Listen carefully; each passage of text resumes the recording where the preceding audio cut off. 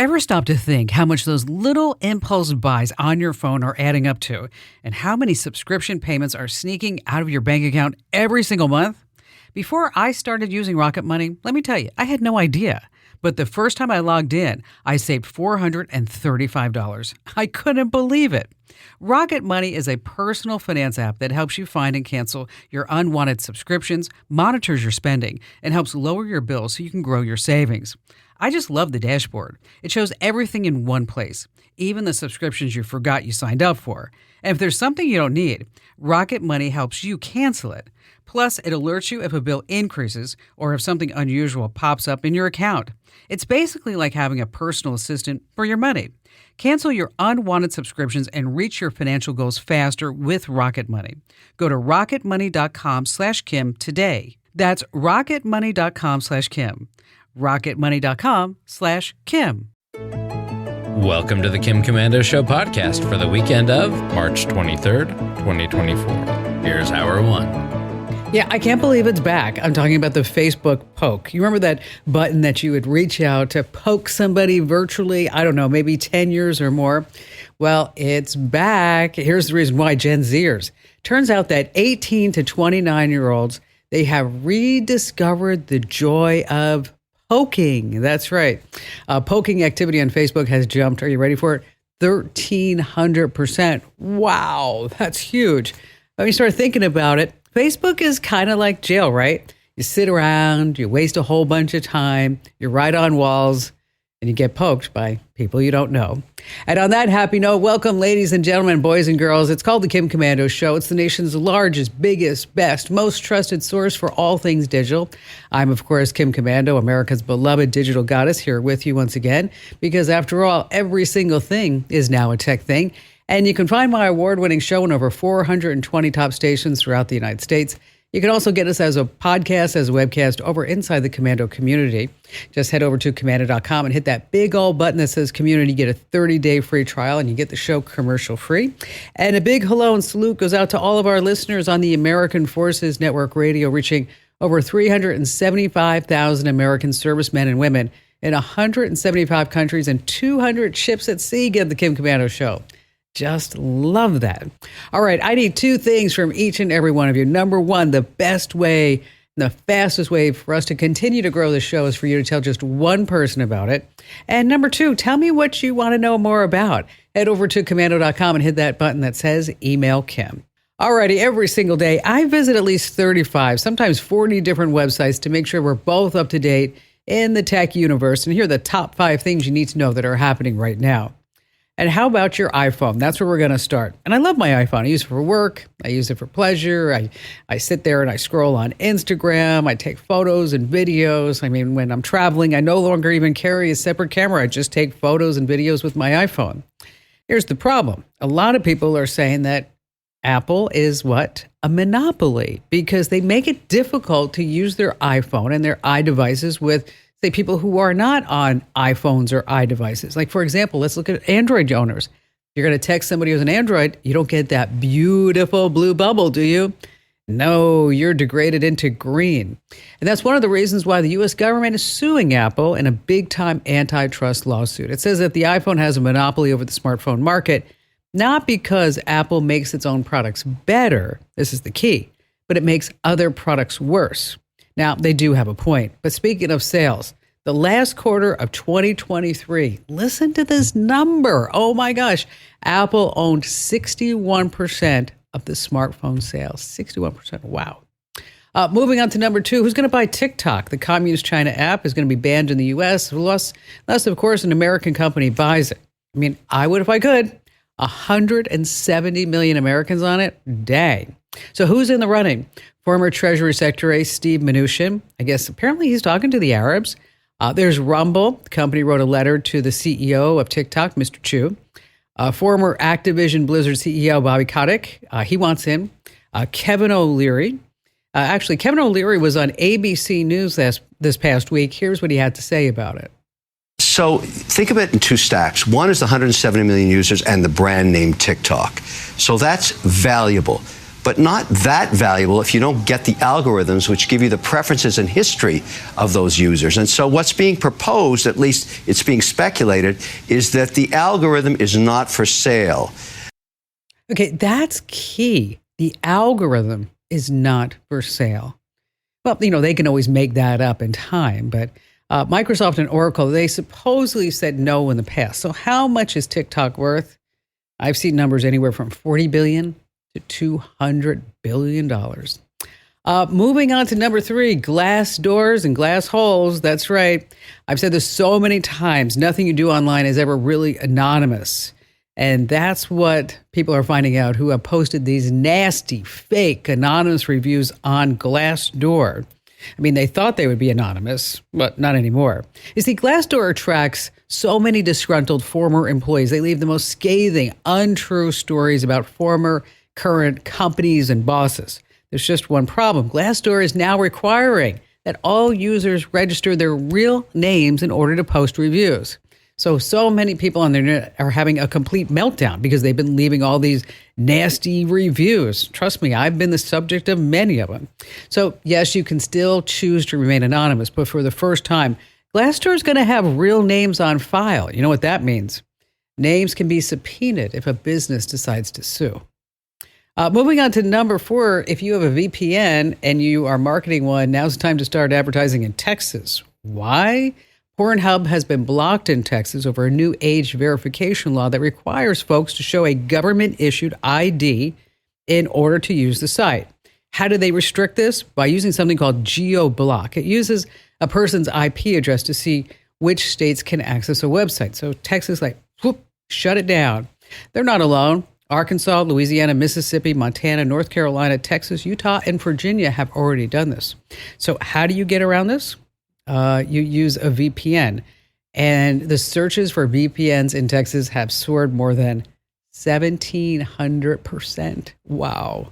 And finally, this coming in at number 5, we spend about 85,000 hours at work during our lives. A new survey out this past week about the biggest office annoyances. Coming in at number 1, are you ready? TikTokers, yes.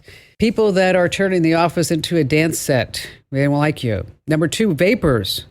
Unlike smokers who step outside, vapors are puffing away indoors. Oh, you shouldn't be vaping anyway. Number 3, cold water swimmers. Yeah, this is a thing.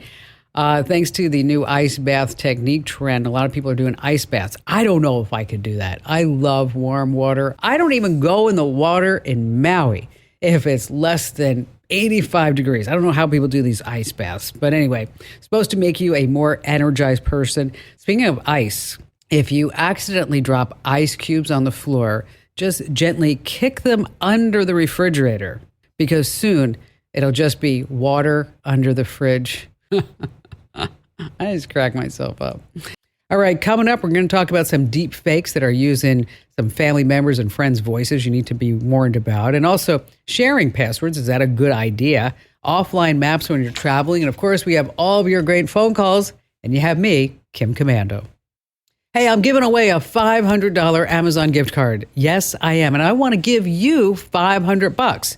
Here's how you enter to win. You go to winfromkim.com, winfromkim.com, and that's where you can enter to win a $500 Amazon gift card. Now, what's the catch? You have to get one issue. That's it. Just one issue of my free newsletter. That's it. Again, winfromkim.com, winfromkim.com.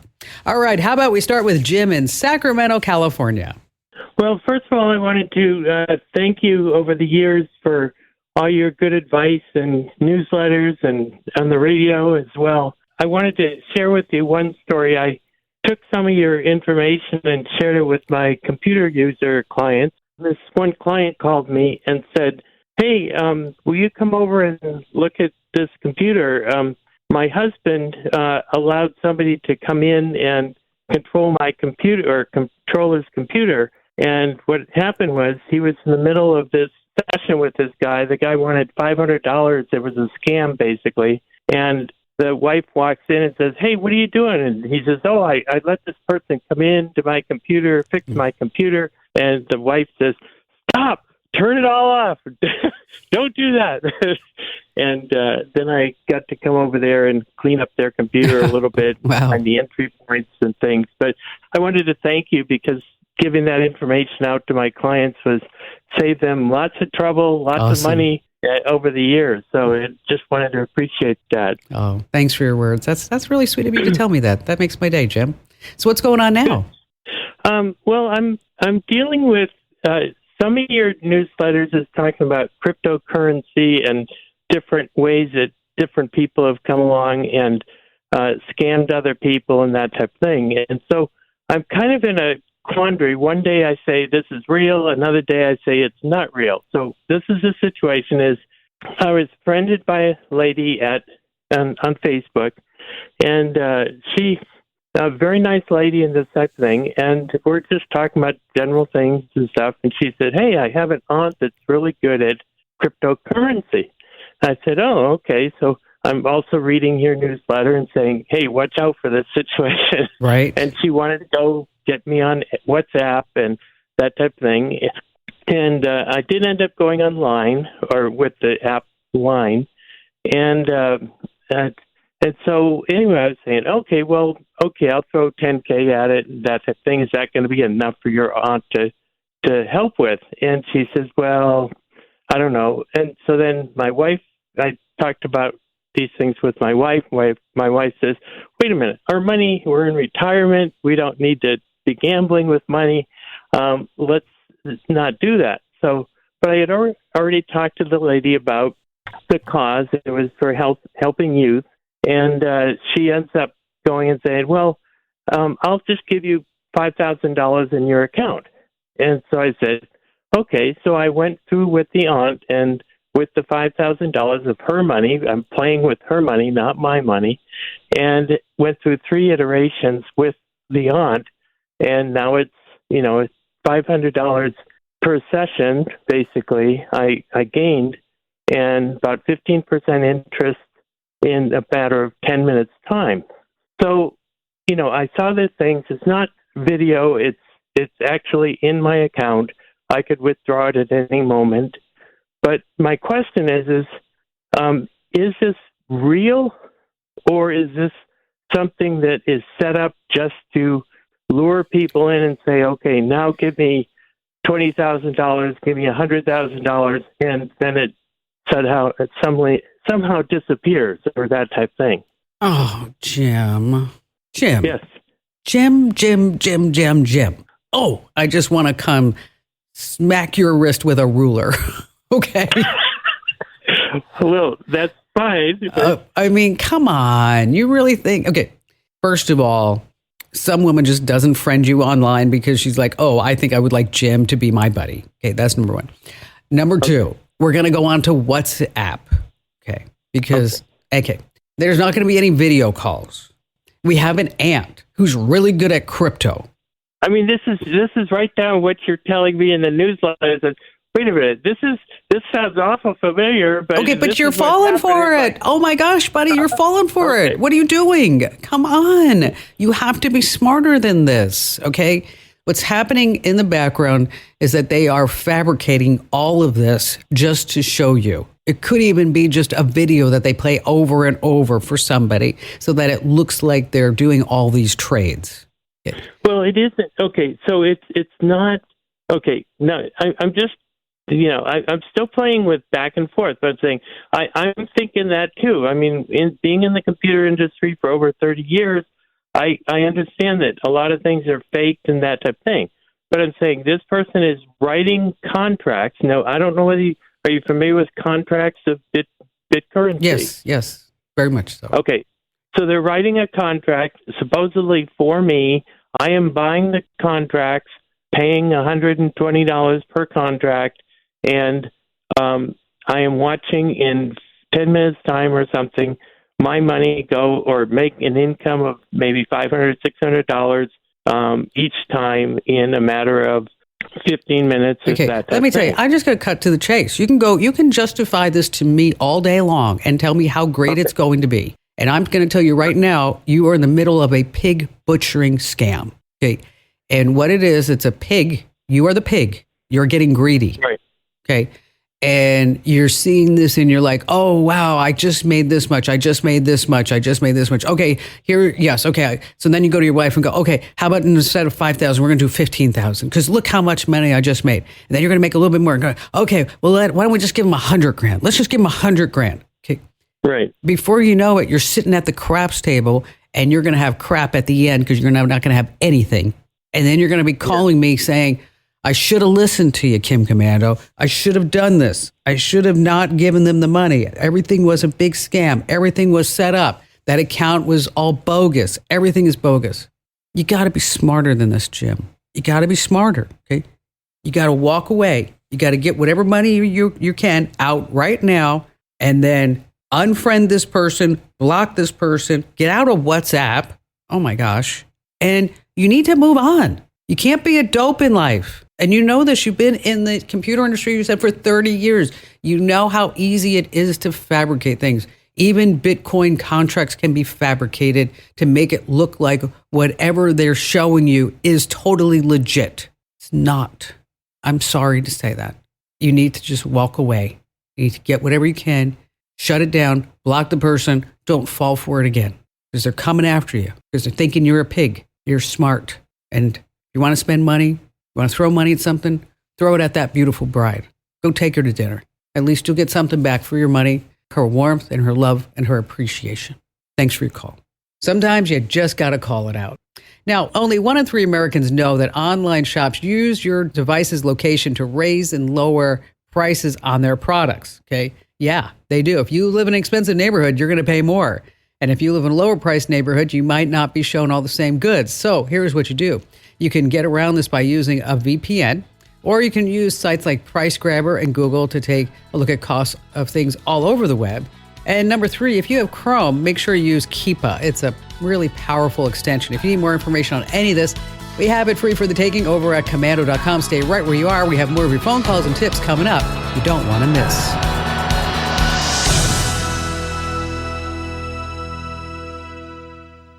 If you own a home, listen up. This is scary. The FBI is warning about a crime on the rise, home title theft.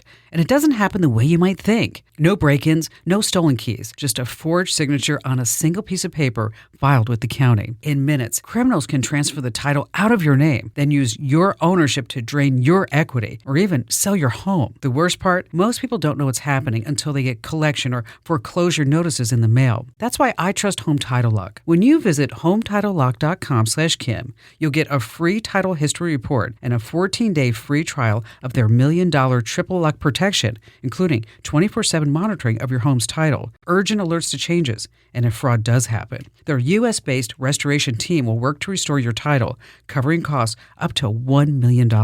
Don't wait. Protect your home and equity today. Get your free 14-day trial at HometitleLock.com/Kim. That's HometitleLock.com/Kim.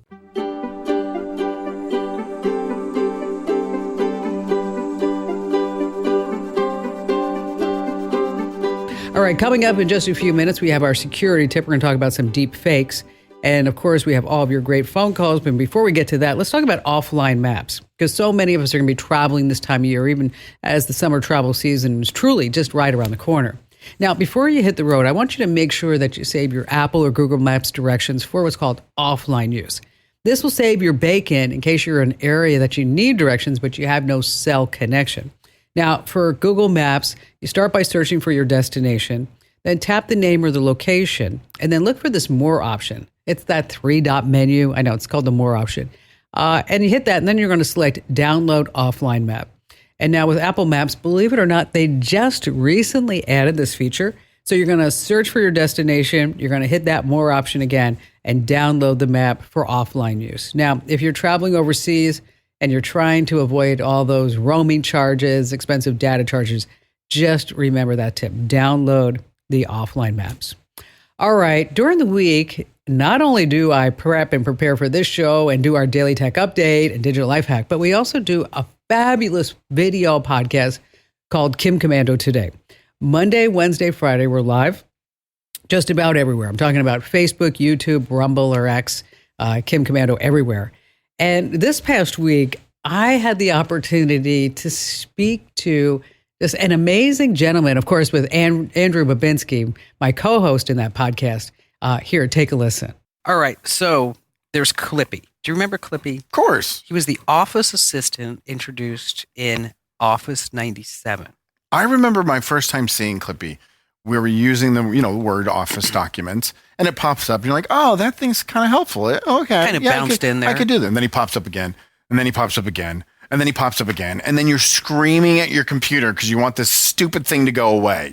Did you just say this word stupid? Stupid. Clippy's stupid. I don't know. Can't believe you said that because we have the guy who invented it. You don't think he thinks after all these years Clippy's stupid? That'll be my first question. Well, joining us is Kevin Atbury, the designer behind Oh, there's Clippy. Yes, the designer behind Clippy. And you had to go through, 260 designs for Clippy? Is that what I heard? Yes, 240, 260, something like that. And so Andrew had a question. You want to start with that question? Yeah, just really quick. And this is like a broad question. At this point in your life, do you think Clippy's stupid? I don't think he's stupid. I think he's just Clippy. It's just Clippy. He's not bright enough to be stupid. That's fair. Okay, so how did this come down? I mean, somebody at Microsoft and the whole development team said, this is brand new. We need to help people use the software better, easier. And so what if we could have like an intuitive tool that could be right there on the user screen that would be accessible 24/7 and that would just help them out? Well, it actually started with a piece of software called Microsoft Bob. I don't know if you remember that. Oh God, that was a loser. That was the biggest crash I can ever even think of with Microsoft. We had designed these desktops, animated desktops, for people that were just learning to use the computer, and we designed characters and different environments and stuff like that. It was just a lot of a big graphic interface that they're trying to run on, like 4 megabytes of memory or 8. They eventually brought it up to 8 megabytes of memory. Yes. Big and time. then and they did this huge push at CSE and just spent a lot of money, and they had this grand unveiling like they do, and immediately started getting just horrible reviews, and it crashed, and it just was not stable and stuff. So they trashed the software eventually. It didn't take, probably less than a year. But they liked the technology of the little characters that would come out and help, new computer users use a computer. And, somebody said, let's take that over to Office. And they did. And so we started designing characters for weeks and months, and had about, like I said, about 240, 200, I can't remember exactly how many there were. But there was like maybe 20 designers, including myself, designing characters. And then we had a couple of professors from Stanford. That was what they did. They came and they tested the characters with people, and looking for the ones that were the most likable, the most trustworthy, the least offensive. And Clippy rose to the top as the favorite character. Now, I saw a TikTok video. It would be nice if you could confirm or deny this, that with the engineers and the mucky mucks inside of Microsoft, Clippy had a different name that went by initials TFC. Right. T standing for that, C standing for clown, and F, just pick an F word you want to go ahead and place there. Is that Fearless. true? That fearless clown. That fearless yes, clown. It is true. There is. I may be wrong on this, but I think that nickname came from the very top. Ooh, really? I think Bill may have come up with that. It seems to me, I recollect that, and then everybody else adopted it. Followed suit. When I could Bill see Gates how he would is do coming that. up with, everybody's like, yeah, you're right, he is a clown. Bill's right, he is a clown. Yeah. Now, did Clippy open any doors for you professionally? Yes, I got paid, pretty good for the creating them and stuff. But the real value was how many doors he opened for me. But it took a long time. It took me. I would not say that I created them at the start. I was Yeah, everybody hated him.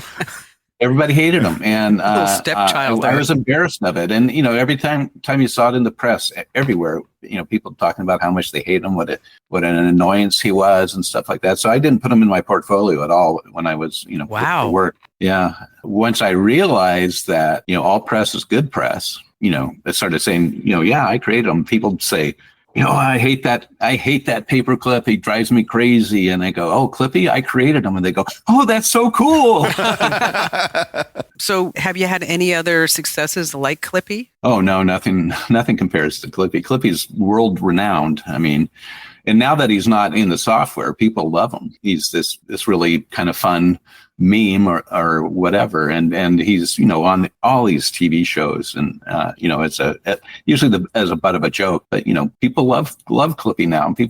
Nobody hates him like they did. No, it's nostalgia. It absolutely is. It is nostalgia. Comfort food for the internet. It is. And computing. Yeah. I get things every day. People sending me from around the country, around the world of, where Clippy's been used as some kind of gag. Well, but you know what? Like you said, any press is good press. Absolutely. That's right. Kevin, thanks for being here, telling us the story about Clippy. My pleasure. Thanks for having me.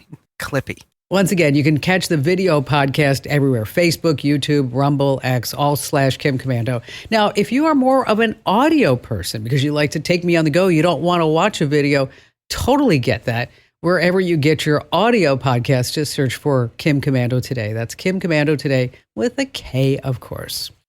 All right, let's talk about deep fakes. Oh, it's so scary. Your phone rings, and on the other line is your child, your spouse, your parent. Their voice is shaking. They said that they've been abducted and they need ransom money right now. So, of course, our first instinct is to do whatever we can to get them safe, right? But here's the thing. Scammers are now using deep fake technology to fake your kids' voices and, of course, anybody else in the family. They grab a video off of social media, they run it through some clever software, and then suddenly they can sound just like your child, your relative. So what are you going to do if you get one of these scary phone calls? Number one, I want you to create a secret word, code, phrase with your child, with your parents, something that only the two of you know. So if you ask for the code and the caller dodges the question, that's your red flag right there. 2, try calling the phone number directly of your child, of your parent. If they pick up, you know it's bogus. 3, get the authorities in the loop. Dial 911. Of course, try not to panic, but that's exactly what the scammers are banking on. All right, still to come, we have more of your phone calls and some great tips you never, ever want to miss here on the Kim Komando Show. All right, just a quick reminder that if you have not already, make sure that you enter to win that $500 Amazon gift card. Yes, I want to give you, dear one, $500 to spend on Amazon for anything that you want. Now, this is a short contest. It's a limited time, so make sure that you enter to win right now. Go to this special address, winfromkim.com. Once again, that's winfromkim.com, winfromkim.com. Now, the catch, you have to at least get one issue of my newsletter. Okay, not a bad trade-off. You're going to love it anyway. It's easy to subscribe. It's easy to unsubscribe. Again, that address, winfromkim.com. All right, Steve in San Francisco, California. Hi there, Steve. Yes, I've been listening to you for, I'm sure, decades. And I love your voice and I love your advice. And I'm just retired military back in September of 23. And I've been going to school, getting my AS degree. And now I'm working on my bachelor's degree. Beautiful. Congratulations. That's awesome. Yeah, and the VA is really helping me out with that. And so I've got a couple of quick questions for you. One of them is I've got an old Chrome laptop. Well, first of all, I'm going to be going out of state for about a year. Okay. And I need something I need a good laptop for one. I've got an old Chrome that's been through like 3 deployments. And 2 is I need to access like my home C drive from my new location, temporary new location. So those are my 2 questions for you. Well, let's tackle number 2 first. Okay. Okay. So you want to be able to access everything that's on the C drive. Okay. Yes. Well, there are 2 ways you can do it. Number 1, you can install remote viewing software. There's a program called TeamViewer that allows you to access remotely, the drive. But the problem is, and because you're going to be gone for a long time, is that you have to set the power settings on the computer to never let the computer sleep. Never. And so that might be a bit of a hassle, right? So, Okay. So what you can do is probably you don't need everything on the C drive.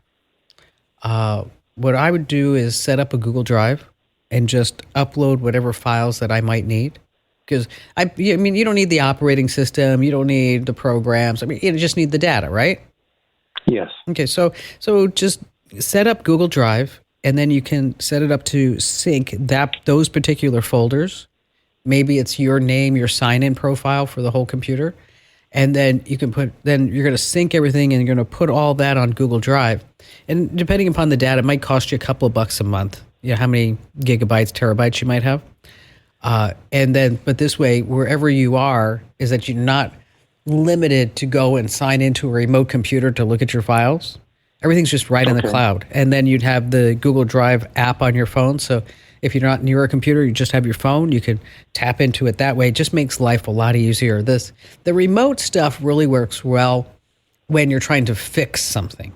Like you're trying to, because you know how that is, trying to fix somebody's computer remotely, and you're like saying like go to start, go to control panel until you're ready to pull your hair out, right?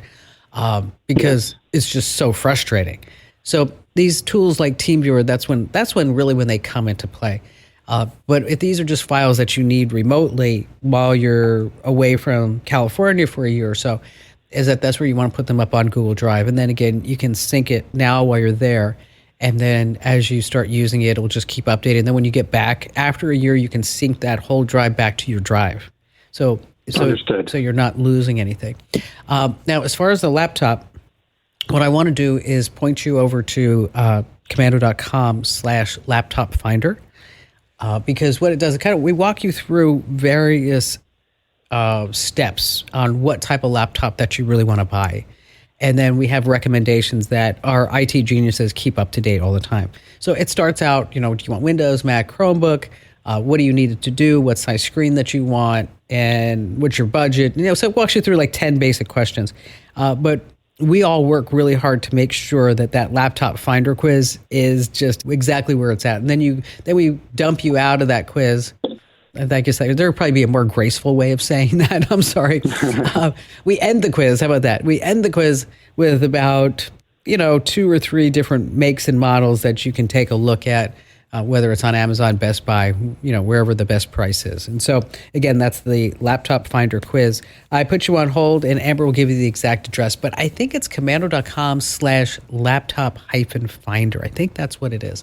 Or you could just search over at the website for Laptop Finder Quiz. Steve, thank you for your service to our country, and congrats on that degree. And go get that doctorate, because then you can be Dr. Steve. That's awesome. Hey, by the way, if you ever have a question for me here on the show, or you want me to answer in one of our newsletters or on the website, best place for you to do that. I know you like to leave me questions all over social media, but I'm like overwhelmed in that. If you head over to Komando.com, that's Komando, Komando.com.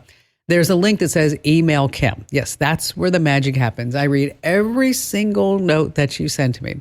Now, if you'd like to actually speak to me here on the show, we can always schedule that appointment right with you. So you don't have to sit there on hold for hours like a lot of other people do.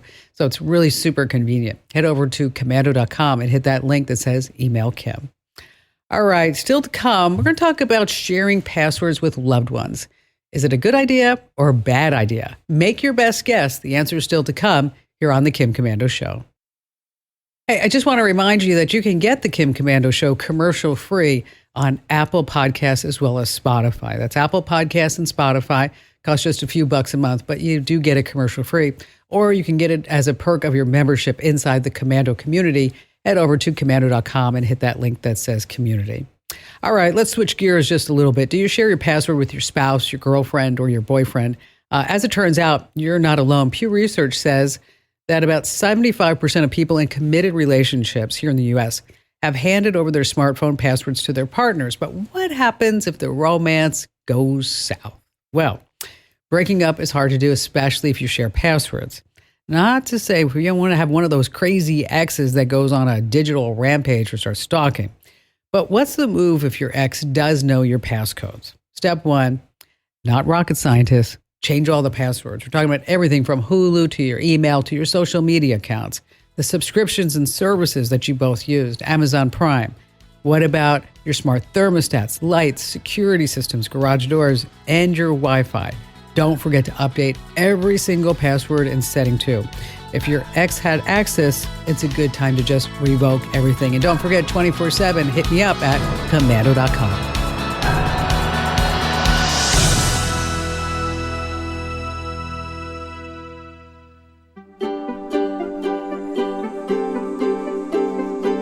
Thanks for listening to The Kim Komando Show. Here's hour 2.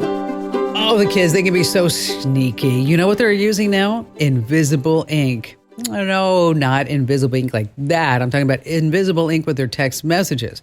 You see, kids are concealing messages on their iPhone, and it looks like just this sparkly static message. But if you just swipe over it, then you can see the hidden words. It's so funny. I sent one of these. I was trying out the feature with a friend of mine. She's, I don't know, in her late 30s.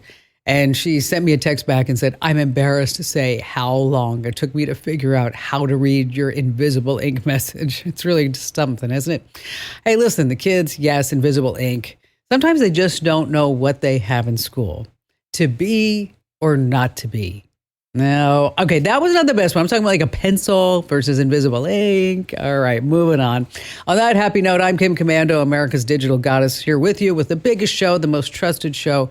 And it's the award-winning show on over 420 top stations across the United States. And you can also find us streaming as a podcast, as a webcast over inside the Komando community. Just hit komando.com because every single thing is now a tech thing, and you do need some tech smarts. And a special shout-out goes out to all of our listeners on the American Forces Network Radio, serving more than 375,000 American servicemen and women in the Army, the Navy, the Air Force, the Marine Corps, the Coast Guard, and the Space Force. In 175 different countries.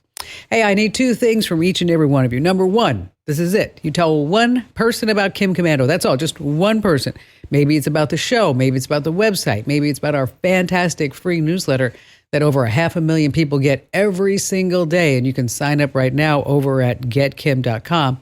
And number 2 is when you get our newsletters, hit reply. Tell me what you want more about, or head over to komando.com and hit that link that says email Kim. Alrighty then, you know me. Every single day, I'm just hanging out on all these different places, reading white papers, talking to industry insiders to make sure we're both up to date on everything that's going on in the tech world. And here are the top 5 things you need to know right now. We're going to start with water. Yes, water. Why? Imagine if a cyber attack were to shut down all of the water. Wow. Talk about a complete breakdown. Well, the White House and the EPA wrote a letter to governors in all 50 states declaring that, I'm going to read this now, disabling cyber attacks are striking water and wastewater systems throughout the United States. Yikes. These attacks have the potential to disrupt the critical lifeline of clean and safe drinking water. That makes me nervous. How about you? They're an easy target. Iranian hackers attacked and took control of equipment at a Pennsylvania water system by guessing the password. Anybody care to guess what the password is? Well, it was. What do you think it was? Anybody? Nope, not password. Even better. 111. That was the password. A hacking group backed by the Chinese government called Volt Typhoon has been caught lurking around water systems across the country. 5 years they went unchecked. It says that it was compromised at its most basic levels. So you think by changing passwords and having strong passwords and updates would be standard. But if I were you, like me, just get a few cases of bottled water for your house, just in case. Moving on to number 2, even though they're against the law, you can find them all on Amazon. I'm talking about cell phone blockers, Wi-Fi drone, radar jammers, and more. But the FCC is finally moving to stop it all. You see, this market is big for cell phone jammers. Talking about restaurants, churches, movie theaters. They'd love to install them if they're illegal. Some do it anyway. Radar jammers interfere with police speed, guns, and GPS blocking devices will prevent your car from being tracked. Wi-Fi jammers are a favorite among burglars to jam up home and business wireless security cameras, and drone jammers can bring down a nearby hobby drone right to the ground. And I'm sure that we could all think of various ways where we can justify using the devices. But just one problem, federal law makes the operation, the marketing, and the sale of any jamming device illegal. No exceptions, not even for law enforcement. None. Moving on to number 3. Wow, this is really something. Nurses make about $90 an hour. Now, what if you had a hospital, home caregiver, whatever it may be? How about $9 an hour? NVIDIA got together with a company called Hippocratic AI, and they are creating these AI generative nurses that offer a medical device to patients on video calls in real time. They can guide you through a colonoscopy, heart failure, breast cancer, send information back to your doc. You can even choose what your nurse looks like, the tone that they speak in. There's a huge range. Here, take a listen to this clip of a woman talking to her AI nurse, Rachel. Hi, Sarah. I'm Rachel, your AI care manager. How are you doing after your appendectomy? I'm good. I'm glad to be home with my dog, Dennis. It's great to hear that you're back home with Dennis. I noticed that Dr. Chang has prescribed you some antibiotics, specifically ciprofloxacin and metronidazole, due to your ruptured appendix. Okay, so this goes on. It goes on. And they have this full-blown conversation. And I will tell you that it's pretty remarkable. Pretty remarkable. Now, the question is, of course, what if the nurse gets it wrong? Well, what if a real nurse gets it wrong, right? In case you were looking for this video, we actually had it linked inside a Commando newsletter, The Current, this past week. And there's a yellow button on commando.com that says the latest issue. You can just go ahead and search there. Moving on to number 4, Facebook Marketplace. Yeah, selling all kinds of things. Escort services, cocaine, weed, used underwear. And how about endangered monkeys? Yes, apparently it takes only 20 minutes to buy an endangered monkey on Facebook Marketplace. Business Insider broke this, and Facebook says it's done everything it can to stop wildlife tracking. Oh, whine, whine, whine. But a watchdog group says that traffickers are easily and openly operating on the platform. Big shocker there. But you have to wonder why a publicly traded company, right? One that would like to be a good corporate citizen like Meta, cares about its shareholders and users, would allow this to happen. And finally, this coming in at number 5, I am going through the junk in my garage. If you have an iPhone, a Pixel, a Galaxy, you have one of the best handheld cams right there on your phone. So why in the world are people wanting to buy compact cameras, digital cameras from the early 2000s and late 1990s? The Nikon Coolpix is making a comeback. The hashtag Nikon Coolpix has racked up 47 million views on TikTok alone. Wow, it's crazy. Apparently, Gen Z loves them. If you have one, you can sell it for about $180. All right, coming up, we're going to talk about Amazon Prime subscription costs and some scam phone calls. We have our Tech Life upgrade, and also, what about those chatbot conversations? How private or not are they? And of course, we have all of your great phone calls you never want to miss here on the Kim Komando Show. Hey, I'm giving away a $500 Amazon gift card, okay, in just a few weeks. So time is limited. I want you to enter to win, but you have to go to the special address, winfromkim.com. Go to winfromkim.com, and that's where you can enter to win a $500 gift card. Yes, I'm just going to give you $500. Okay, what's the catch?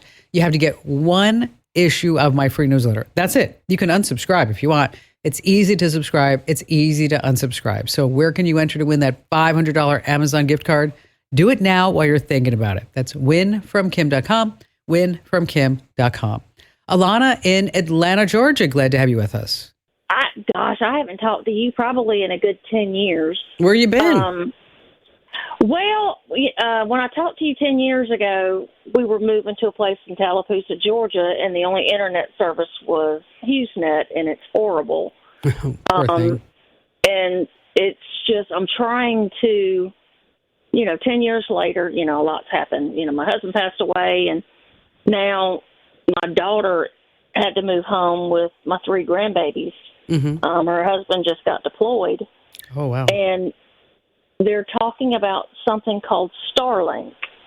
Yes. But the startup, it's just... Well, it's expensive. I mean, it's... Yeah.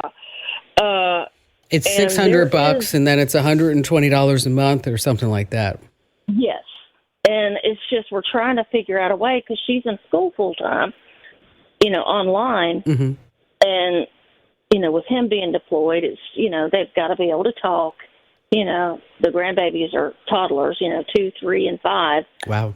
So, we've got to have a good connection. And HughesNet, no matter what I do, is just Well, you know what? out. HughesNet is done. Okay. Yeah. I mean, it's done. I mean, it 10 years ago when we chatted, it was the only thing that would be available to you. But now you've got Starlink. And let me tell you, I have Starlink on my boat. I have Starlink at my vacation house. Well, see, I know because I can take it, like if we take the camper, go on vacation or go camping or whatever, Sure. I can take it. You know what? And take it with Let me tell you something. Starlink is amazing. Starlink is great. Okay. It's low Earth orbit satellites. Okay. And it has what that means is that you're going to love it over Hughes. Hughes is stinks. Okay. And Yeah. And see, what I was going to do is I was going to get rid of the dish and the HughesNet and then just stream, because it's unlimited, I was just going to stream the TV. Yeah, and you get high speed internet. It has a lower latency. So if you were ever trying to do online gaming or video calls or whatever it was on Video HughesNet, calls, whenever you were trying to do that on HughesNet, you'd be sitting there going, "Oh my gosh, poke my eye out. This is so horrible." It shot out. Okay. Yeah. And it's really simple to install. I know I'm sounding like a commercial for it, and No, you're fine. It's just I trust y'all better than I do, because I can't. There's no phone number that you can actually talk to these No, people. this is because this is a tech company. You can't talk to anybody ever. So, but with Starlink, it is. It's also I have it at our primary house as a backup internet service. So in case Cox goes down, that we still can get out because we got a lot of things going on in the house. Obviously. Yeah. But. I was a reluctant consumer for satellite. I was like, you know what? It can't be worth all the hype. But now that I have it, I'm telling you that it's really great. Bomb diggity. And it's easy to install. They're always updating it. You just have to make sure that it's available in your area because it's not available in every area. So just go to Starlink. I did know that. I found out my neiber got it. All right, then They you know do what? Gaming, Then and that's what you need, Alana. we don't. Alana, that's just what you need. Okay. You're just going to get that, get the gear. See if sometimes they, you may be getting, they may offer a military discount. I'm not sure. They don't because it's, they don't. And see, we're law enforcement. My husband was a major, he passed away from cancer, and then things just went chaos, and they don't even offer that.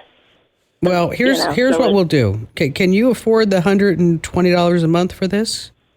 Yes, sir. Okay. Well, I'm a ma'am, so you can say ma'am. Okay. Oh, ma'am. Sorry. That's okay. So here's what I'll do. As thank you for your son-in-law to be deployed and your husband being in law enforcement, helping so many people. I will provide you the money so that you can buy the Starlink, the $600 gear that you need. Oh, my God. Thank you. Okay. Yes. All right. I want to help you out. All right. Please. Thank you. Yes, that would be amazing. Okay. So I'm going to put you on hold, Alana, and then and Amber's going to get all the information that we need, and I'm going to send you the $600, and I'm going to trust that you're going to use it to buy the gear, right? So you're going to do that. I'll send you the receipt. All right. You don't need to do that. I trust you. Thank you for all your support of what we've been doing here all these years. And I'm sorry to hear that your husband passed away from cancer. It's a dreadful disease. It's a horrible disease. Horrible. Oh, yeah, he had 2 types, so it was definitely interesting. What kind of cancer did he have? He had multiple myeloma, which is not very known, and then the other was amyloidosis. What is that? So what it does is it builds up so much fluid on your body, and predominantly in your stomach area. Oh. And they have to drain it. Oh, literally, they go in and it's like really quick. They numb it for a second. He's awake. You're talking, da da da. the first time they did it, they took off 11 liters. Wow. Oh, poor guy. Yeah, because it would smother you. Well, but now you have new life, right? You got 3 grandbabies right there. Yes, ma'am. And it's, they're trying to transfer him out to San Diego, which is like, oh my God. I don't know if I can be able to handle that because I can't just go up to North Carolina, and like a hop, skip, and a jump. So. Well, you know what? It'll all be good. It'll all be good. So I'm going to put you on hold, Alana, and then Amber's going to jump in and again, just, get the Starlink and drop me a note after you have it all set up and let me know how much you love it. I know you will. And thanks again for your call and the chance to help you guys and gals out. All right, let's talk about Amazon Prime. It's $139 a year. Is it still worth it? Okay. You have to look at all the extras you might be signed up with. The Wall Street Journal found that a fully loaded Amazon Prime membership with the music and the groceries and everything runs $320 a year. Wow. So be sure to check your Amazon account settings and make sure that you unsubscribe to anything that you're just not using. All right, still to come, we have more of your phone calls as well as some more life hacks you don't want to miss ever here on the Kim Komando Show.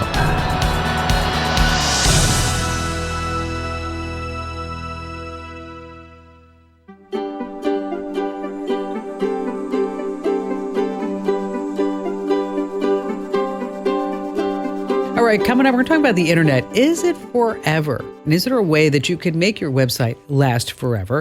And we're going to talk about your chatbot conversations. Are they really private or not? And before we get back to all of your phone calls and all of that, let's talk about scam calls. Okay. Maybe you signed up for the National Do Not Call Registry, expecting some peace. Yeah, like that's ever worked. But they just keep coming.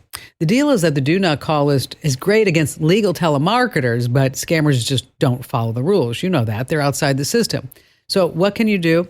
Arm yourself with caller ID and a caller blocking app like Hiya or Truecaller or RoboKiller. They identify and block shady numbers. Most phone carriers have a free call blocking app too. You just have to check their website for it or maybe inside their app.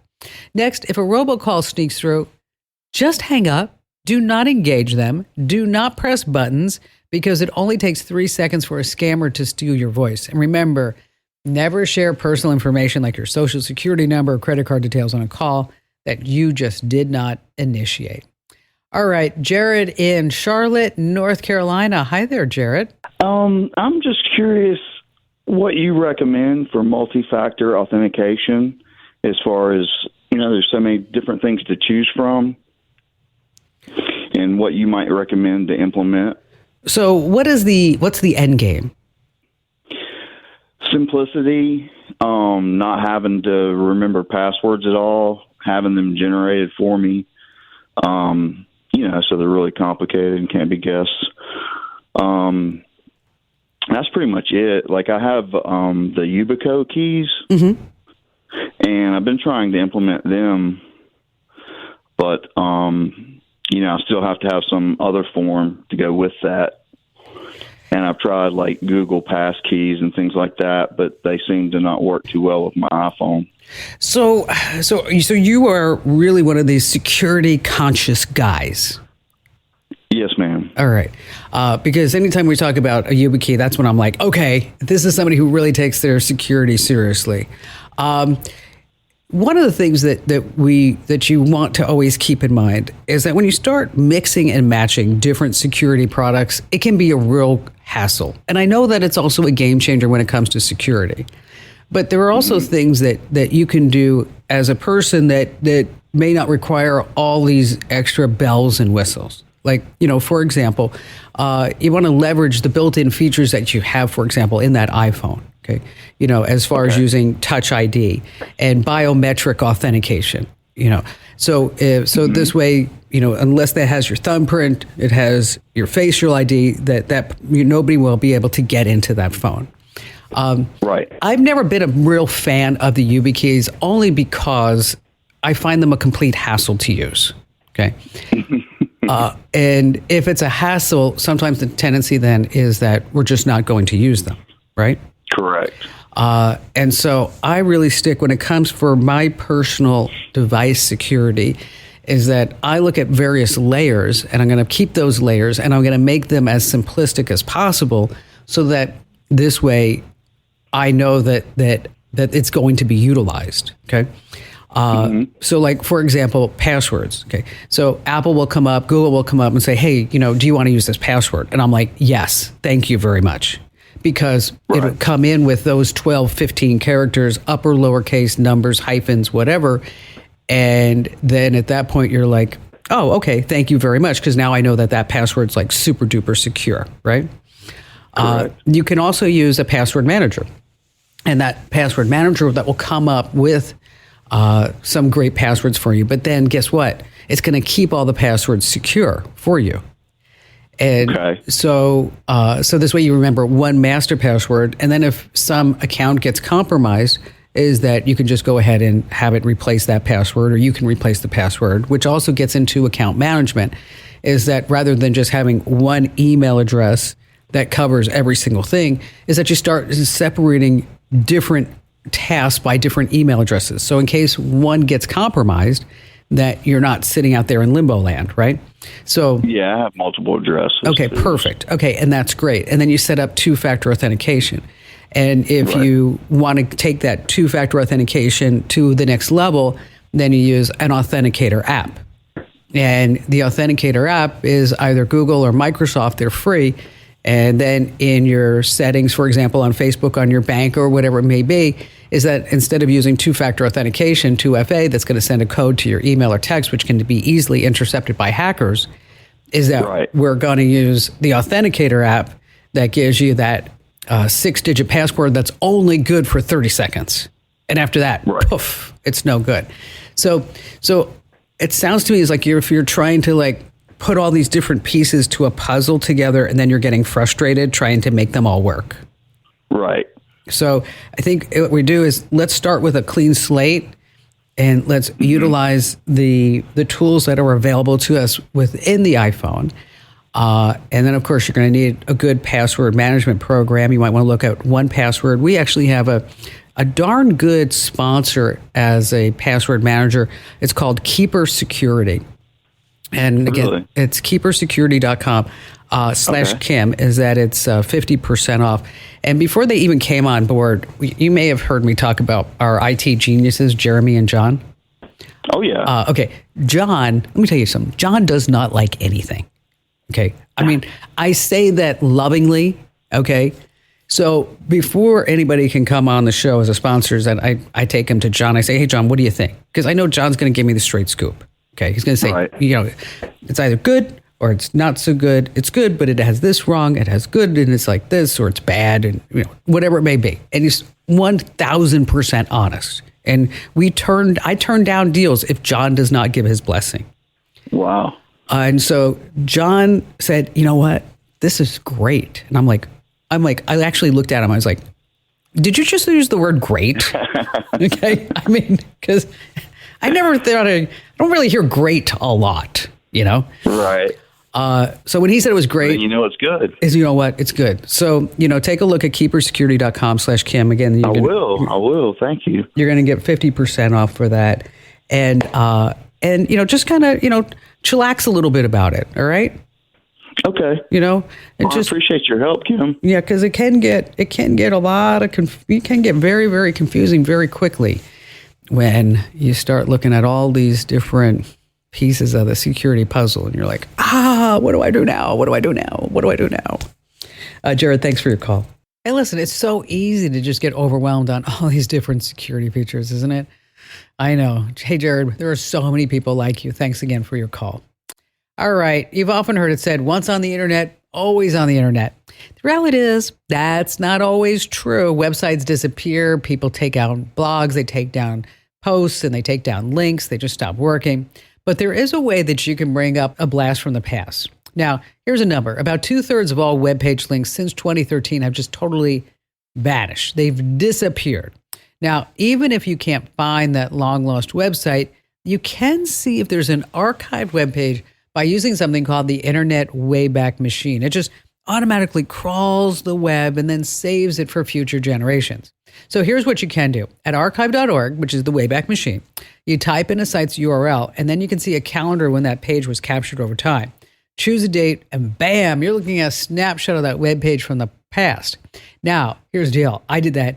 Whoa, you can see some big hair in the late 90s there from me. It's kind of crazy.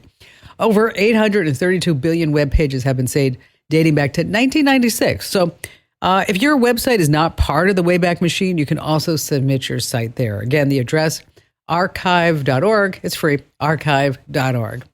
All right, still to come, we're going to talk about your chatbot combos. Are they private or not? And we have more of your phone calls here on the Kim Komando Show. Hey, just a quick reminder, if you have not already, make sure that you enter to win that $500 Amazon gift card. I've got to give it to someone. I'd like to give it to you, but I can't give it to you unless you enter to win. Go to the special address, winfromkim.com. Once again, winfromkim.com. Now, what's the catch? You have to get at least one issue of my free newsletter. That's it. But, if you want to unsubscribe, it's just one click. So it's easy to subscribe. It's easy to unsubscribe. Again, that's winfromkim.com, winfromkim.com. All right, back to the phone calls we go with Julian in Tucson, Arizona. Hi there, Julian. Well, I had a question. I think I'm a pretty savvy computer tech user, and I've had YouTube Premium for a couple of years now with no issue. I do the auto pay, and I haven't had any problems.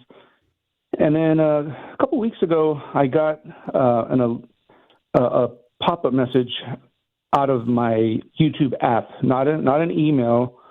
It was within the app saying that I needed to update my payment method. So I went into my Google account because Google owns YouTube. So I went into my Google Wallet payment section and I checked my payment method, and there was nothing to update. It was current. My credit card is current. So what they wanted was for me to send them a copy of my government-issued ID to verify my identity, which I found kind of odd because they should already have that. I'm sorry, they're Google. They should have everything. Yeah, it's just a cash transaction that they've been doing for the last 2 years. I didn't see the need to send them a copy of my government-issued identification for the pleasure of them taking my money. So I declined, and I've since canceled my subscription. And I'm just trying to figure out why this next step in my invasion of my privacy, basically. Yeah, normally that happens if Google has detected maybe some fraud with your IP address, fraud with your name, fraud with your credit card, maybe some unusual activities. Somebody's logging into your account from someplace else. Somebody's going to set off their algorithms that there's something going on with your account. They just don't randomly ask anybody, just, I need to see your government ID. So normally it's that they are trying to make sure that everything is on the up and up with your particular account. Sometimes they may ask for, proof of address, an image of the payment method. In your case, an image of a government ID. And so the whole idea is that they're really in the vein of trying to protect your information and protect your account, and also not have somebody else use your credentials. And that may be happening. I mean, I don't know, and you don't know either. And it's not like you can call Google and ask them. But, your other option is just to close down that account and open up a new one. But, it also might serve as just you say you're savvy, and I thoroughly believe you just might want to just go through and make sure that everything's locked down properly. Yeah, I did. I went and did that and made sure that everything was on the up and up, and I changed all my passwords. I don't know. I'm one of these, privacy advocates, and I just didn't see the need to send them my information. So no, that makes it's a little bit of a creepy thing. It is. I mean, because Google knows already so much about each and every one of us. And then for them to come and say, hey, we need a copy of your driver's license, your passport, some type of government ID. And you're like, whoa, what do you need that for? And I mean, how much more are you just going to add to my profile here? But again, as I mentioned, it's for normally unusual activity, those type of things and transactions. Julian, appreciate you getting through today. All right, let's see who's next. Judy in Columbia, South Carolina. Hi there, Judy. Well, I got a note supposedly from Experian, one of the credit bureaus, and it says, Judith, view your email address alert.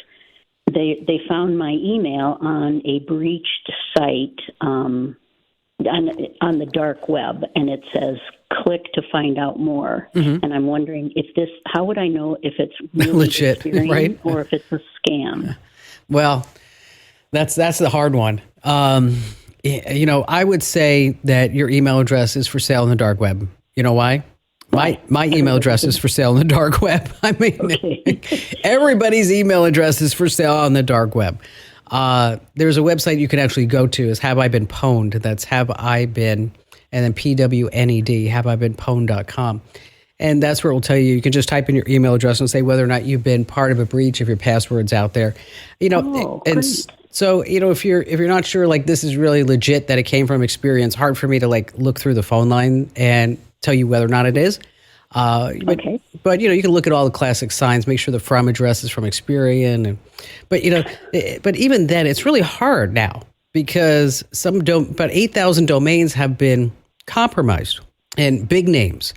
And so it looks like it's a legit email from somebody that you're doing business with. I mean, do you have an Experian protection account? Actually, I do, because my data was hacked from a Social Security leak or something else. So this is a new one that it's my email. Yeah, so I mean, you can click it, and you're not going to get anything bad just by clicking it, but just don't start entering a whole bunch of information. Okay. But in case you're really wondering, you can always call up Experian, or you can just look at that website, Have I Been Pwned? Once again, that's Have I Been, B-E-N, P-W-N-E-D. Pwned is kind of a hacker type of term that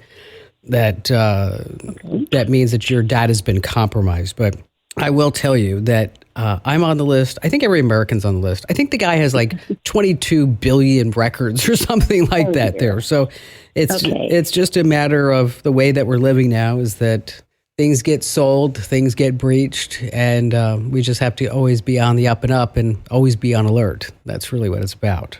Stay right where you are. We have an important tip you don't want to miss about chatbot convos that aren't private here on the Kim Komando Show.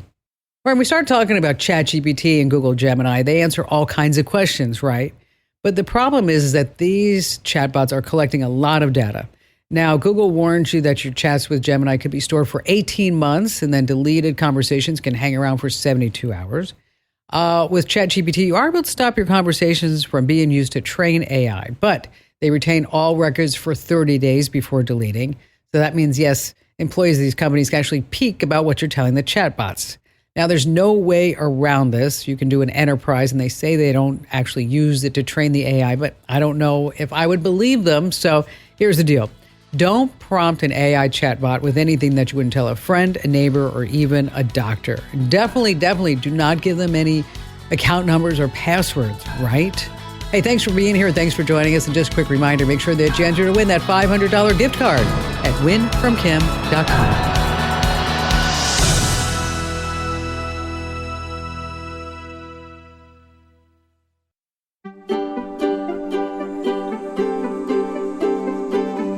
Thank you for listening to the Kim Komando Show. Here's Hour 3. Okay, this is just amazing. Noland Auerbach, 29-year-old guy from Phoenix, Arizona. I don't know if you saw these videos, but he was paralyzed shoulders down from a diving accident. Elon Musk has that company called Neuralink, and he recently came out and said, well, you did the first Neuralink implant. Didn't really want to talk about it. Well, the video was released this past week of Noland playing chess. Yes, playing chess, just using his mind. Whoa, really something. He was able to turn a music stream on and off. Just amazing technology. And that's one of the things that I love about doing the show, is that we can totally see how technology is changing our lives in a positive way. And on that happy note, welcome, ladies and gentlemen and boys and girls. I'm Kim Komando, and you have just tapped into the nation's largest, the biggest, the best show about all things digital.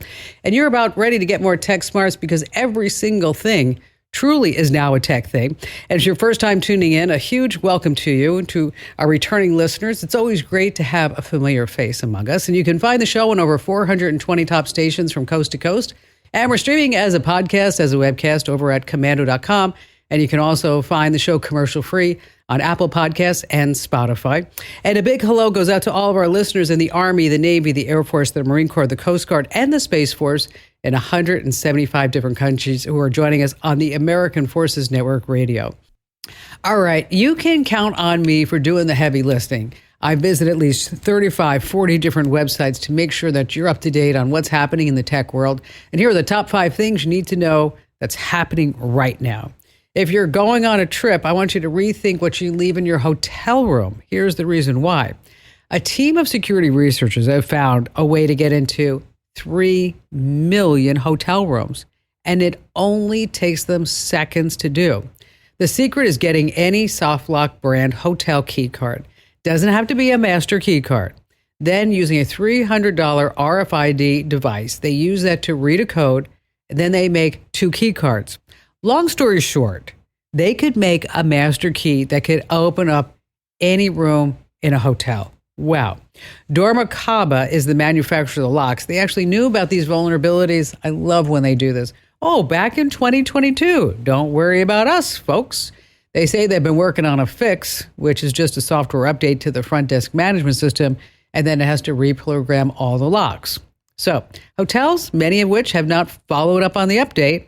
As of now, about 36% of the locks have been updated. So be careful what you leave in your hotel room, folks. Moving on to number 2, Elon Musk has proved that billionaires aren't always good with money. Bought Twitter for $43 billion, and now it's worth $19 billion. Ouch. But don't fall for this if you see this online. Fraudsters are using deepfake tech to impersonate billionaires like Bill Ackman, Steve Cohen, and also Elon Musk, and duping people out of their savings promises of unrealistic stock returns or crypto returns. The scams are all over Facebook and Instagram. The ads will say something like, I'm a huge investor. I want to show you how you can make big time money. Sign up for my group and just click that link. You click on it, then you get an exclusive to a WhatsApp group, complete with deepfake videos and guaranteed profits. Then they convince you to liquidate your 401ks. Wow. One group on Reddit has 29 members trying to recoup, are you ready? $3.2 million. Oh my gosh. So you have to be smarter than this, folks. You just have to be smarter. Moving on to number 3. Does anybody remember Groupon? Yes, I haven't given them any thought for over a decade. That is until this past week when I was reading an article in the Wall Street Journal about the so-called hottest ticket in town that's going viral. It's from all places, Applebee's. And it's a weekly dinner pass that Applebee's claims is worth $1,500. But you can buy the pass for just $200, except you can't because it's sold out now. And it actually sold out in less than a minute, which brings me back to Groupon. Do you remember Groupon? They had the 2-for-1 pizza deals. I remember my manicurist. She sold like 5 manicures for the price of 1. And I remember her saying afterwards, like, I am losing so much money on this. Because when the herd of customers showed up to redeem those coupons, businesses were swamped. They was met with substandard products and services by the customers. There was no repeat business. So this whole thing was unsustainable. We'll see how Applebee's does. Moving on to number 4. Wow. Sperm banks are big online. Wow. We're talking about $1,000 for a small vial of sperm.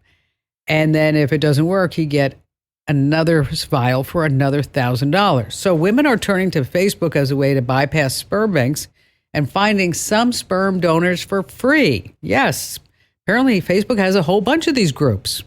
I saw an ad that said, hey there, I'm 34 years young, standing 6'2", brown hair, blue eyes.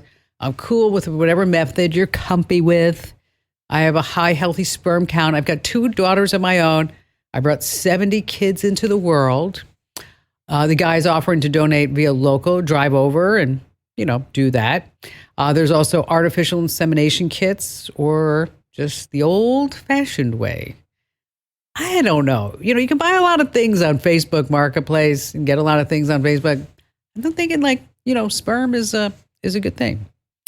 Finally, this number 5. Sometimes a selfie can actually save your life.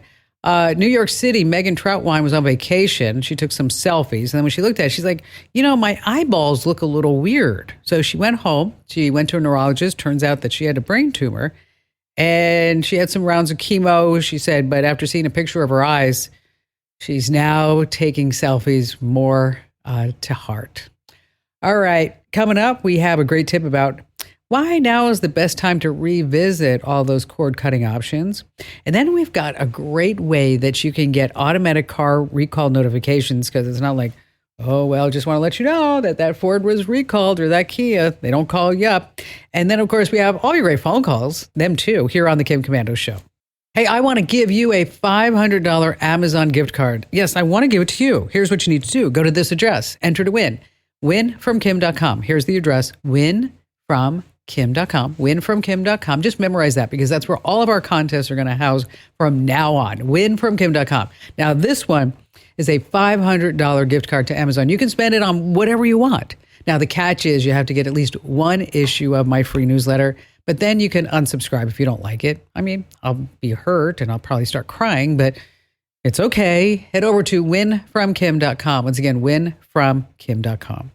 All right, how about we get started with Ken in San Bernardino, California. Hi there, Ken. I have a question about these chat bots that are sort of replacing Google search. How do we know they're not giving you a paid advertisement in response to your questions? You know what? That is an excellent question. It really is. What makes you think of that? Well, it just seems to me that they could, they're out to make money. So if you ask one of these chatbots, what's the best car to buy for college kids? How do you know they give you a real answer and not a paid ad from a car dealership? Well, I think it's coming. I don't think that we're quite there yet. But I foresee a time in the not too distant future where you do say, I want to buy a car. I'm looking for, say, the best wrench, or what color paint should I put this room, where you're going to have a list of options to buy things along the way.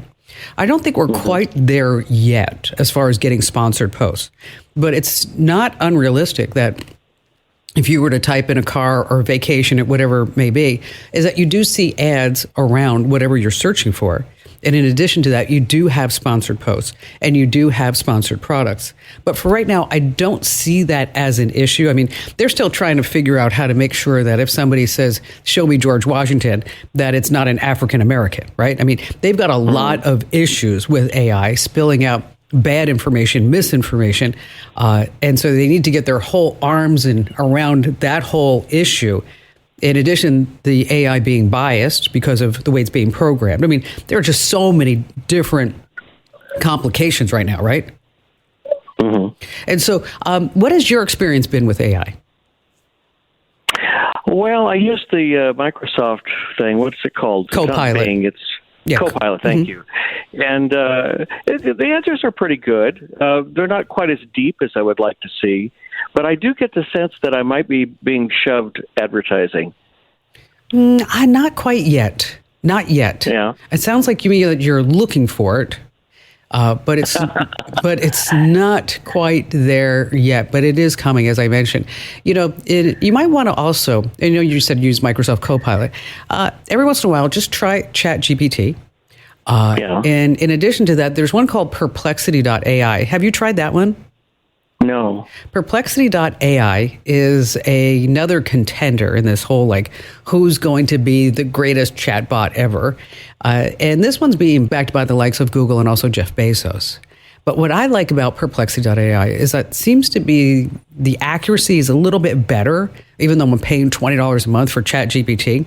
But the other thing to keep in mind, too, is that when you're using any type of these AI chatbots, is that your results are really directly related to how good the prompt actually is that you actually fed it, meaning that you have to give it the right information. So, for example, if you are in the market for a car, you have to say, I'm a consumer looking for an automobile in this price range, and these are the most important factors to me when choosing a car.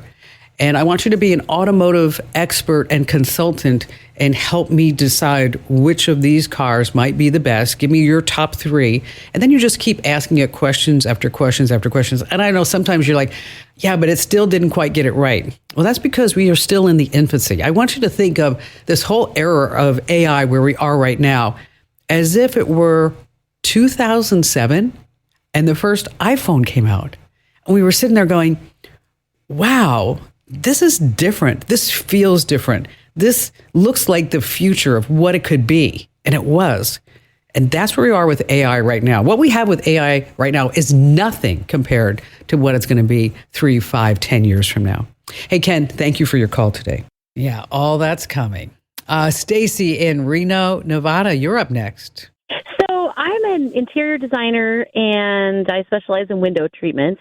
And I've been working on, trying to be consistent with all of my information, that I gather when I'm on an appointment, so that I can put together a quote for a client when I'm back in the office. Sure. And so I've got this form that I've created in Excel, but instead of having them printed out, it's really helpful if I could have it, that I could fill it out on my tablet, and then I could upload pictures of the room and make little notes on it as I go.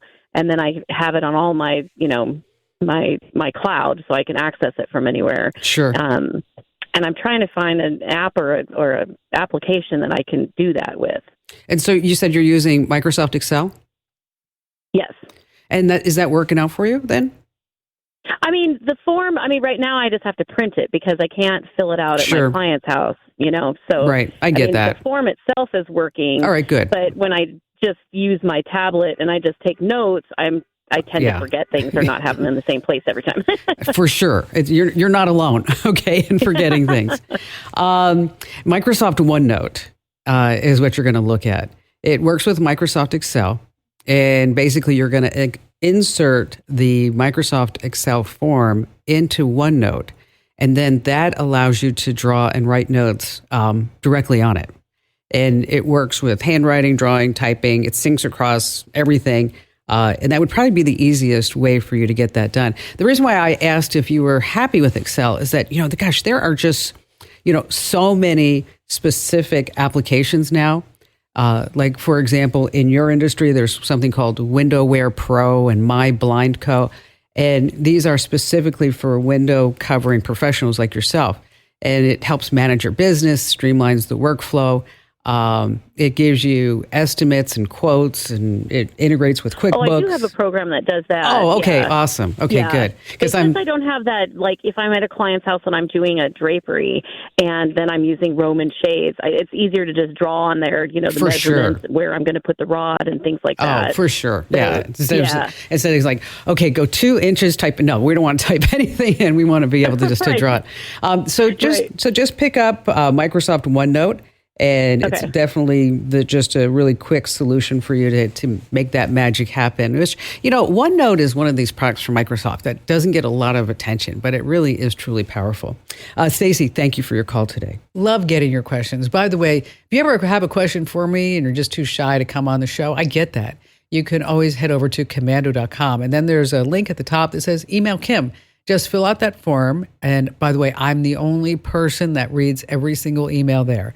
And that's komando.com, komando.com. Now, if you want to talk to me on the air, I'd love that. So much easier to have a convo than to, write out a whole big blog post about it or put it in the newsletter. So just tell us the date and the time that you're available to chat, and we'll try to schedule you in during that time. Do our best, as always. Again, komando.com, and hit that link that says email Kim. All right. As many of you know, I spent a little bit over a week in Japan. And let me tell you, Google Translate was amazing. Okay. Let me tell you how you can use it on your next trip overseas. You just download the free Google Translate app. It's available on both Android and iPhone. And then once you're in, there's a conversation button. You see 2 mics for different languages. Tap the mic for your language, say something, and then Google Translate will instantly repeat it in the other language. Then you can flip it. The other person speaks, and the app will translate it back to you. Now, right now, it can handle combos in English, French, German, Hindi, Portuguese, Russian, Japanese, Thai, and a whole bunch more.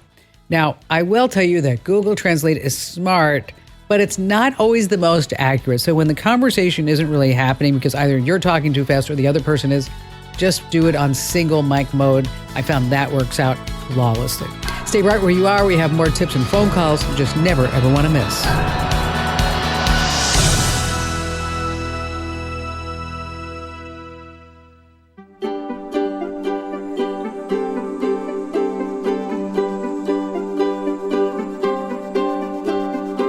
All right, I got a great tip coming up. Why now is the best time to revisit all your cord cutting options, because let's just face it, you thought you'd be saving all this money, but you're not. I looked at my streaming bills. Oh, just crazy. Anyway, that's coming up in just a few seconds.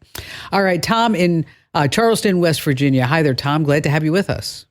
Welcome back. What's going on? Oh, not a whole lot. First time, long time. And I am a bean counter here in our small regional business, and we got our first ransom attack, and our IT guys did great. We had good backups, so we really lost very little in that fashion. So good kudos to them. Unfortunately, some employee data, some W-4s, driver's license copies, things like that were potentially breached, and we want to, and we've thought about it for years anyways, just as to be a nice employer, providing our folks with some kind of identity protection. So really, it seems like there's about 2 million folks that offer this out in the World Wide Web. And that's funny. Really want to cut through the, don't really want to engage anyone and chat and get quotes and all that before whittling it down. So looking for some suggestions and things of that nature. So how many people are we talking about? We have about 120 employees, probably about 20 that ex-employees that might have had, their files on there. So probably ought to reach out to them as well. It's good to do this because especially, fake IDs can be easily had on the internet and duplicated and then used for all kinds of nefarious purposes, up to and including title transfers of deeds and things like that. So when you start talking about identity theft protection, number one, is LifeLock. I mean, it's been around for the longest. It's probably the biggest. Plans start around $10 a month for the first year, can go as high as $30 a month. And then Experian has something called Identity Works. I definitely look at that. And then there's also there's a couple of others, Identity Force, and there's ID Watchdog. But I'll tell you, I would stick with the two big ones, LifeLock and Experian. And then as far as with group rates, you need to discuss that directly with either LifeLock or Experian. They don't put their discounted pricing online or their corporate packages online or the bulk purchases because why would they, right? So with either LifeLock or Experian, is that you actually need to, get in there, fill out a form, and then some sales rep's going to call you back. And but you're right in offering this because you could be setting yourself up for corporate-wise as a liability, for some type of lawsuit or something. If somebody's credit does get compromised or whatever may happen. I mean, I'm not a lawyer, but I just kind of see the writing on the wall because you can sue anybody for anything, right? So exactly. So you're definitely smart to offer some type of identity theft protection service. But like you said, there's a gazillion of these. I just would stick with the big boys, and that again would be LifeLock or Experian. Does that help you out today? That does, and so most likely they do have some kind of a corporate benefits type of liaison that to where it would just be a little easier. We don't want to everybody go out and no. say you want to do it through the court. And with either LifeLock or Experian, the other thing too is that you're going to get a little bit of training, I bet, along the way. As far as when you talk to the rep, ask them what type of resources that they have that you can share with your team and your employees and staff and former employees, because I'm sure they have tremendous resources as far as videos, a helpline, a chat line, whatever it may be, so that this way, once you sign up with, say, LifeLock or Experian, is that your HR department has a resource that they can send the team to. Instead of to the HR department, you can send them, say, here's our phone number at LifeLock or Experian, here's the chat line, here's an email address, whatever it may be, and here are some videos that they share with us, and here's our own portal, whatever it may be. because this way you have a lot of resources available to you that you don't have to recreate. And you know that it's being done from a standpoint that it's all legal, corporate, HR oriented, good stuff like that. Tom, thanks for your call today. All right. I'm paying $83 more a month now to watch TV than I did when I was paying for cable. What happened? Is it worth it? Oh, I will tell you, I like the convenience of not being tied to that annoying grid, not having to record shows. And many of the original programs are just terrific. I'll tell you, I just happened to finish watching Master of the Air. Phenomenal. It's on Apple TV Plus. But I did get a little weepy at the end, just warning you there. But a lot of people are asking the same question. I mean, what happened? How come all these prices went up? So that's where you want to start looking at maybe some other bundles, like Hulu's live TV bundle. It's slightly pricey if you want to go ad free, but you get a ton of original content, shows, movies that, say, YouTube doesn't have. It's going to run anywhere from $77 to $90. But you're going to get 75 channels, including the major ones like ABC, CBS, Fox, NBC. You get the cable highlights. You get sports, CBS Sports, Fox, ESPN. And then it's also sweet if you got kids at home or visiting. Now, what is it missing? MLB, NBA, NFL, BBC, NBC, and some other options. Now, if you just want the basics, Sling TV, $40 for a basic plan, $55 for other ones. They have Sling Orange. That's where you get entertainment and sports, 32 channels, Disney, ESPN. Sling Blue that's their news option. So you get 39 channels like Fox, MSNBC, and CNN. So what don't you get? Some major networks like ABC and NBC. The DVR is only 50 hours of free cloud storage, and you can't add things like Max. Okay. Now, if you are a football sports person, wow, YouTube has really upped the game. They have 100 channels, all the major broadcasts, all the cable channels, CBS Sports, ESPN, MLB, NBA, the NFL networks, unlimited storage up to 9 months. The NFL Sunday ticket, oh, ouch, $350 per season for out-of-market Sunday games. But I'll tell you, you people who like your football, it really costs you a lot of money. So in case you want more information about this, head over to Komando.com, and we've got a whole write-up about why now is the time to revisit your cord-cutting options over on the website. That's Komando.com. All right, still to come, we have more of your phone calls and more tips you don't want to miss. Hey, if you haven't already, make sure that you enter to win that $500 Amazon gift card. Go to this special address, winfromkim.com. Once again, winfromkim.com. And the catch, you have to get at least one issue of my newsletter, but you can unsubscribe right there. I mean, even if you don't like it, winfromkim.com. And I'm going to give you $500 if you win. Again, winfromkim.com. Joe in Los Angeles, California. Hi there, Joe. Yes, hi. This is indeed an honor to talk to you. Well, thank you. I get so much information. I get so many answers to so many questions. I don't even know to ask them.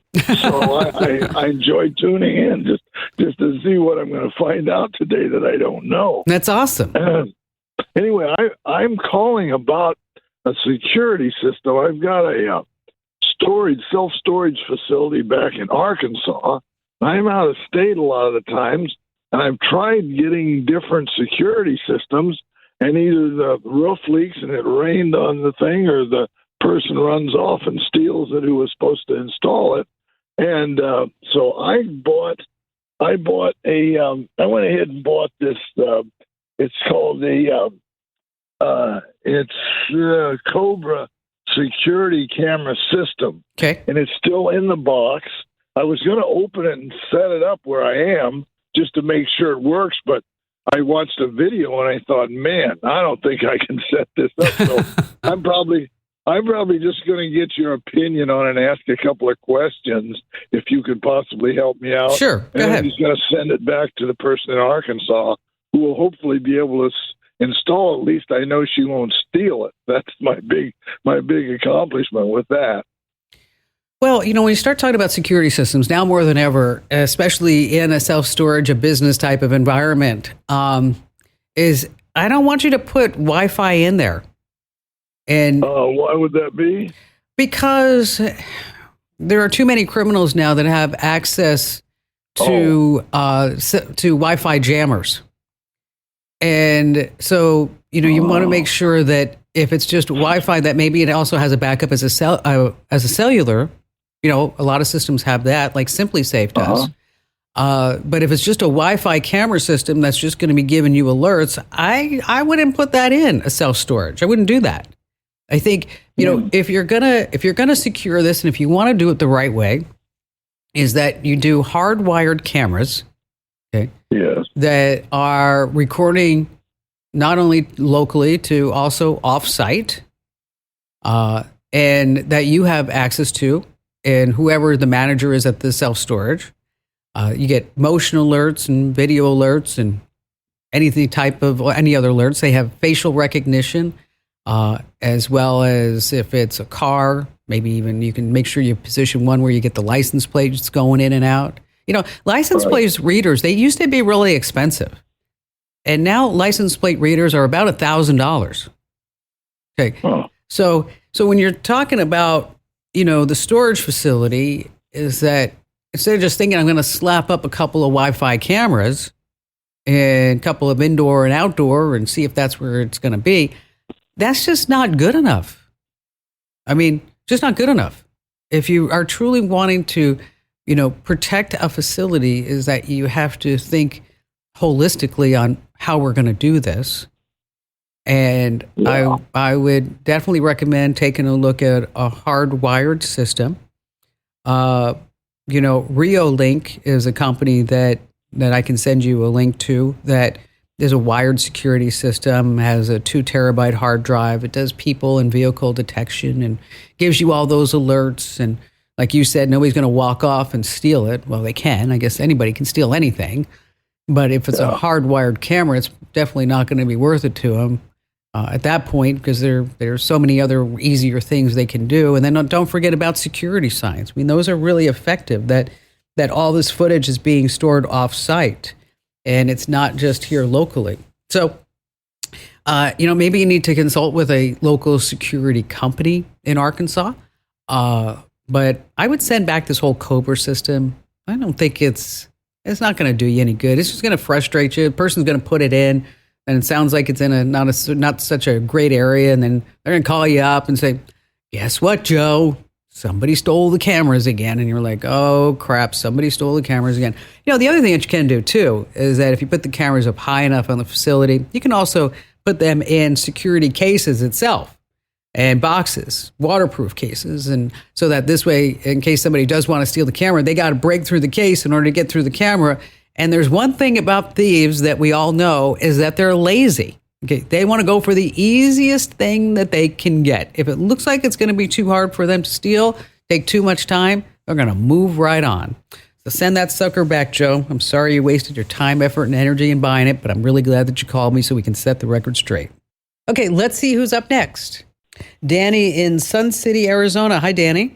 Let's see. I got an email from a friend talking about something they had seen on journaling suggestions on the iPhone. Mm-hmm. Now, I'm just kind of curious what it is, and is it safe? And because I don't like going into something I have no idea what it is, with all the spam that's out there and all the other stuff that all you the get tracking into. And it just gets annoying, doesn't it? It's like oh Lord! I mean, it's like every time you turn around, it's like, okay, here's another scam. Okay, here's another way that big tech's trying to screw us. Okay, here's another. It's like, okay. Yeah, it's just like my wife asked me, how come you spend so much time on your emails? I said, because I'm getting rid of about 90% of the junk. Yeah, even though I've got spam filters and all this, it's still junk still comes in. It's like sure does. 10% is what I actually want.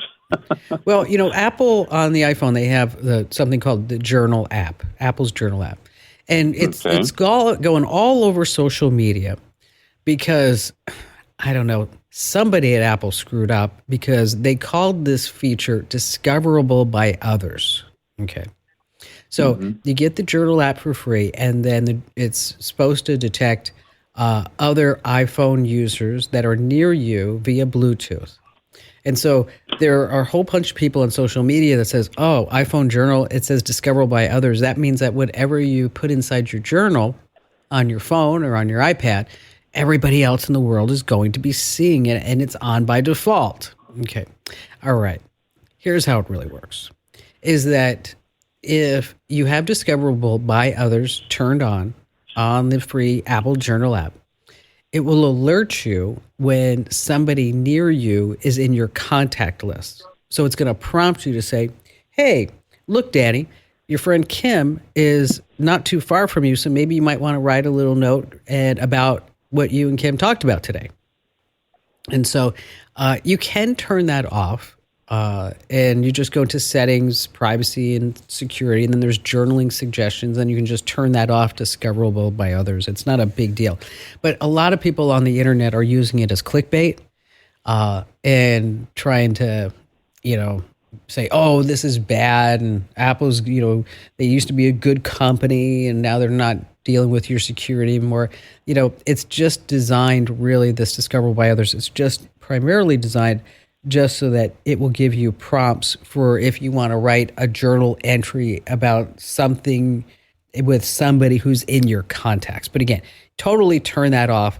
Just get into your settings, and then you want to turn off discoverable by others. But don't worry about everything that you see on social media.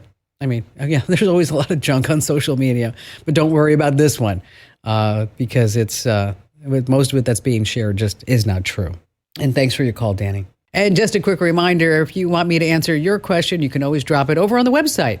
Head over to komando.com and hit that link that says Email Kim. All right, still to come, a great tip about how to get automatic car recall notifications here on the Kim Komando Show. Doesn't it seem like every other day there's yet one more car recall? I mean, got Toyota with 1 million cars, Tesla 2 million cars, Honda 5 million cars. Wow, just crazy. Now, what if there was an easy way to track if your car was actually recalled? Well, that's where you want to grab the National Highway Traffic Safety Administration's free Safer Car app. You just add your vehicle, put in your VIN number, include any extras like fancy car seats, infotainment systems, special brakes, special tires, whatever it may be. And then if there's a recall on anything that you've listed, Safer Car will just send you an alert. It's a great step just to keep you in the know. That's Safer Car. It's a Safer Car app. You can find it on Apple, App Store, or Google Play. Hey, thanks for being here. Thanks for joining us. Just a quick reminder, make sure that you enter to win that $500 Amazon gift card over at winfromkim.com. That's winfromkim.com.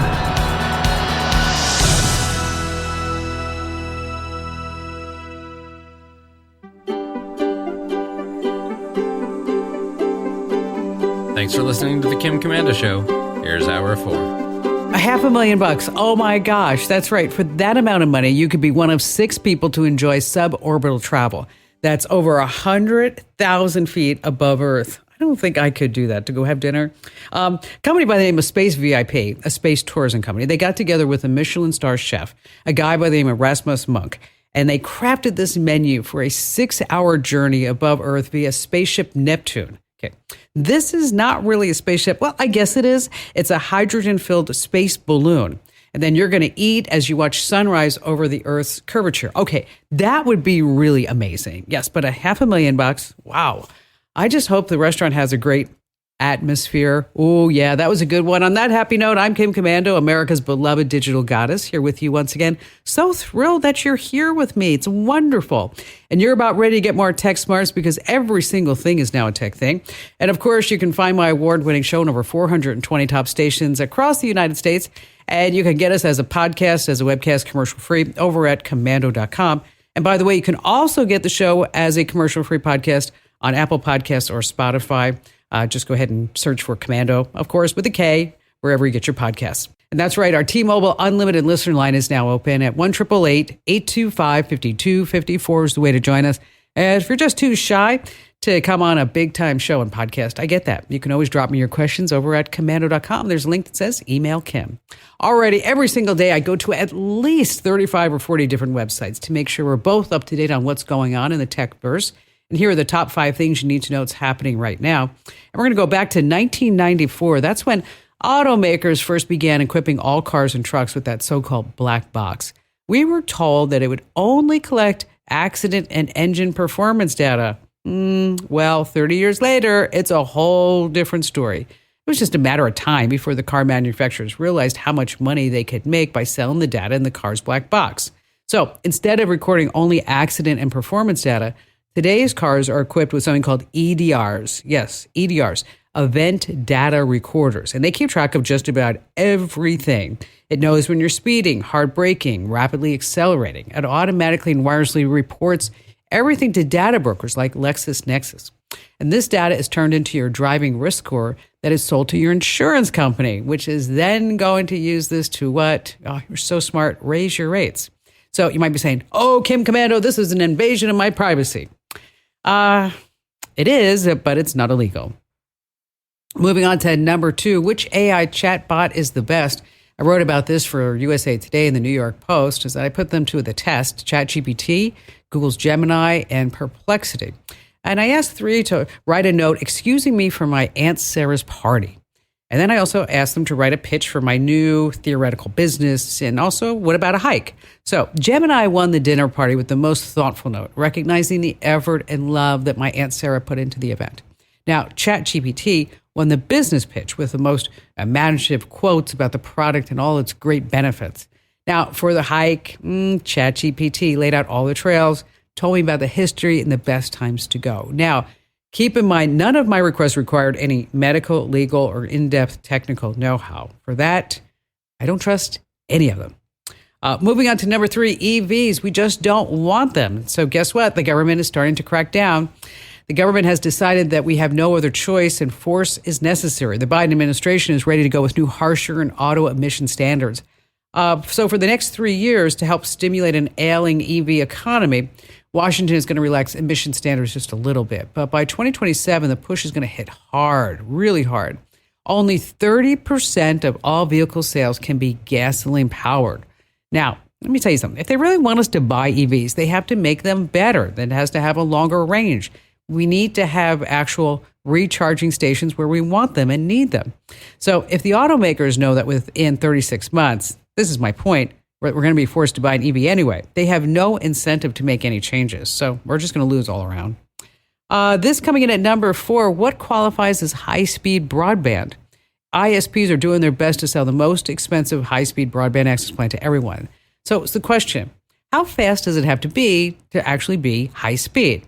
So there was a time not too long ago when a 25 megabit line, that was fast, but not anymore. For the first time in 9 years, the FCC's annual high-speed internet assessment has revisited the speed issue. Guess what they say? You don't have a high-speed internet connection unless you're getting at least 100 megabit downloads and at least 20 megabits uploading. But really, think about this. 1 gigabit lines are now routinely available to so many homes. I'm surprised that the FCC considers 100 megabits fast, really. So bottom line here, always get the fastest line that you can afford. And finally, this coming in at number 5, ready or not, planning for summer vacation time is here. But there's one destination that we're just not going to be choosing anymore. You ready for it? Airbnb and Vrbo. They're just done. And they really only have themselves to blame. I mean, we're just kind of fed up. We're done with all the stories about the creepy hosts, the hidden spy cameras, inaccurate descriptions, terrible Wi-Fi, dirty places. So to show you how Airbnb shot itself in the foot, only now, hard to believe that they're banning indoor cams on properties after years and millions of complaints. Hotels are back bid time. Now, the losers here are not only Airbnb and Vrbo investors and shareholders, but so many people counted on rental income from a second home to just last forever without giving any thought to what was really happening in the real estate marketplace and with Airbnb and Vrbo. So what this means to you is that if you have some extra cash laying around, you might be able to pick up a rental property at a really sweet deal. So you might just want to keep that in mind. You know, speaking of, my friend used to run a hotel, but now he runs an Airbnb. And I asked him if, changes and what's going on has given him any new challenges. And he said, no, Kim, it's entirely in keeping. Oh, yeah, I heard you growing with that. All right, coming up, we have some great calls that you don't want to miss. We're going to talk about how to blur your home on Google Maps and what's going on with the birds and your apps and phones. It's really kind of a fun story. And then really, on the important side, how to know the best voice commands for in times of emergencies. And of course, you got me. You never want to miss. I'm your buddy. I'm your pal. I'm Kim Komando. Hey, I'm super excited to tell you that I'm giving away a $500 gift card. Yes, I want to give you $500. I do. I want to give you $500. So you're sitting there saying, hey, Kim Komando, I'd like $500. How do I give $500? Well, you go to this special site, winfromkim.com. Once again, winfromkim.com. Go there, winfromkim.com. And that's where you can enter to win a $500 Amazon gift card. I know. So think of everything that you could buy with that. $500. I'm just going to give it to you. All right. So I know you're saying okay, what's the catch? Okay. The catch is this. You have to get at least one issue of my free newsletter. That's it. Just get one issue. If you don't like it, you can unsubscribe. It's easy to sign up. It's easier to unsubscribe. And so what you want to do is go to winfromkim.com. Once again, that's winfromkim.com. All right, let's see who's up first. How about Jessica in Pittsburgh, Pennsylvania? Hi there, Jessica. So I just wanted to say thanks for taking my call. And my mom and I are big fans, and we get your newsletter every day. And we love all the information that you give everybody out there. So thank you. Thank you. But so what I caught about was I have been getting these scam emails, and they're kind of concerning to me because I've gotten, I think 3 or 4 of them so far, and I actually just got one the other day. And I like to check all of my emails, and I go through them, and of course a lot of them's junk, and I don't even open them, and I just delete. Well, these kind of got my attention because they all sort of started the same, and they said greetings, and I was just like, I know these are scam emails, but I want to read them anyway and see what they say. Sure. And maybe I shouldn't have done that, but I didn't click any of the links or anything on them, but I did open them. So basically all of the emails say almost the same thing, and they just say that there's some hacking group called APT, and that they have gained access to all of my devices that I've been logged into my email on. They've logged into my email, and whatever devices I've been using, they have access to those. And then this person said on all of them, all those emails said that they purchased email accounts, including mine, and that's how they got access to log into my email and everything. And this last email said, and the other emails didn't mention this, but this last email did. So I wanted to ask you about this. It said something called the Cobalt Strike Beacon. I don't know what it is. What are they saying? They're just basically saying that they have downloaded all of my information, all of my data and everything, videos, social media, chat history, everything like that, and put this virus in. And don't worry about it. Don't worry about it. The thing that I'm mostly concerned about, I guess, is that they say that, and this is not true. It says that I go to these adult websites, and they have videos of me on these adult websites or something, and that they're going to send them to everybody. Jessica, it's all extortion. Okay. Yes. Okay. Yes. Okay. So, because they're going to ask you for a couple of $100 or however much it is in Bitcoin, and Bitcoin. Yes. Okay. And so, because otherwise they're going to release all these naked picture videos of you, because that's what you do every night, and then you're going to get all embarrassed in front of your family members and friends unless you pay. Yes. Okay. Here's the deal. Okay. They're playing the odds. Okay, because there's a lot of people who hang out on the porn sites. Okay. Yes. Right. Not me.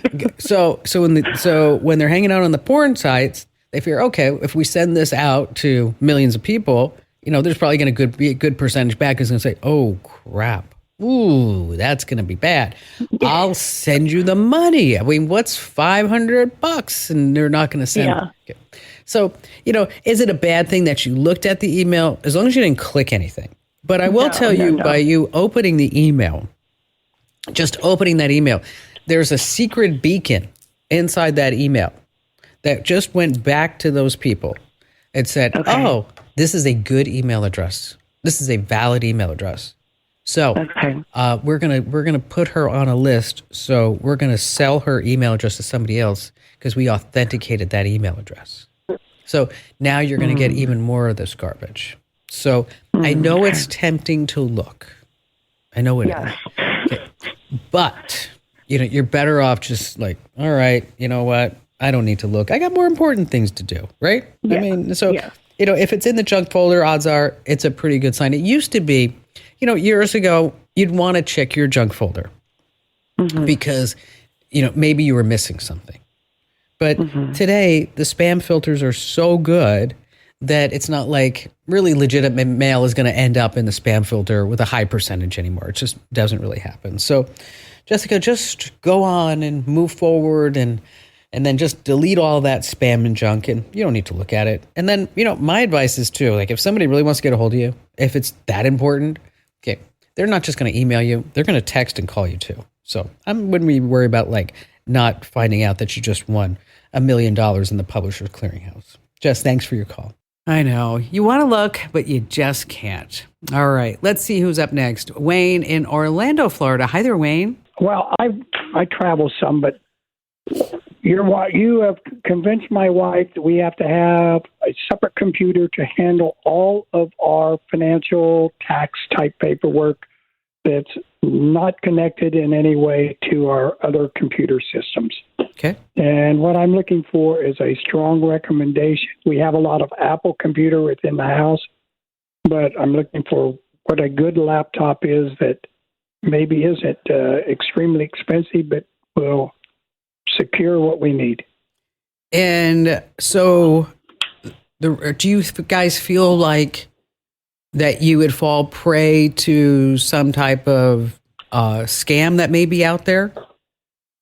Well, I'm not going to say yes to that. But at the same time, everything on the news you read about is somebody scamming or breaking into the bank or some other financial facility, government facility that gives out pertinent key information. Yeah, it does seem like that, doesn't it? It's kind of crazy. There's a couple of thoughts. Number one is you could find a used Apple laptop, but boy, that's going to cost you $1,000. Definitely not inexpensive as you said that you'd like. What we can look at is either a beefed up Chromebook, but at that price, you might as well just buy a nice Dell laptop. And you can pick up a 15-inch Dell with a nice Intel processor, or, of course, has all the bells and whistles with Windows 11. And then you're going to pair that with some good internet security software like Total AV and Protect with Kim. And it's probably going to run you about $400. Does that sound realistic? Well, that sounds better than a used Apple. Yeah, I think so too. Because then you're looking at a used Apple, which, they last a long time. Don't get me wrong. But when it comes time to, really have that extra computer. And the whole thought behind the extra computer is that if you click the wrong link or if you go to the wrong place, that all of a sudden it just doesn't open up everything. It's the way we have it set up here and everybody who does all the financial records here at the studio. So hang on the line, Wayne. We'll send you a link to this Dell computer. And thanks for your call. If you do need that internet security software like you do for that Windows machine, make sure you head over to protectwithkim.com. Once again, that's protectwithkim.com. It's like $19 for the first year. Again, that's protectwithkim.com. Oh, Wayne, be sure that you tell your wife I said a big hello and thank you, and that she is just so smart. She's not only smart for listening to me every single day, like you said, but she's super smart because, Wayne, she married you. That's right. All right, let's go ahead and pass along a great tip. More and more Americans are just using buy now, pay later. They've got the names like Klarna, Affirm, and even Apple will spread the cost of what you're buying to smaller chunks that you can pay over a few weeks or even months.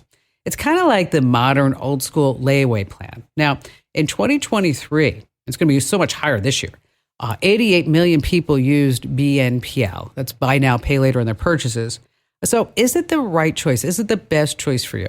Yeah, making smaller payments can make larger purchases just kind of feel more manageable. And this is certainly an option if you don't have any credit cards and you can't get credit. But here's the deal that you have to know. Buy now, pay later, these apps and these services are not regulated like credit cards, at least not yet. You want to check the fine print for sky-high interest rates. I mean, I did some research and I found some fees up to 36%. Oh my gosh. Or even 25%. Now, Apple just announced that they're going to be reporting their buy now, pay later purchases, so it actually shows up on your credit report. So once Apple does it, the other ones are sure to follow. So you just have to remember, if you can't afford it now, you probably just can't afford it later. So I know it's so tempting because wherever you check out, it says, oh, do you want to split this into equal payments? And you're like, yes, that would be fabulous. just say no. Hey, speaking of, you might be wondering, like, what happens if you don't pay? What happens if you don't pay? Well, of course, now I mentioned it's going to go on your credit report. Apple has said publicly that if you use their buy now purchase plan and you just don't pay, that you'll never, ever, ever be offered it again. That's just the bottom line. Because it's kind of like instant credit, really. Just because as soon as you say buy now, pay later, I mean, nobody's going to run a credit report. Well, not yet. This is all changing so quickly. All right, still to come, we have some tips on how to use your phone to identify birds. Because it's springtime, you're going to love this. And of course, we have more of your great phone calls and more of me, Kim Komando, and some great tips that you never want to miss here on The Kim Komando Show.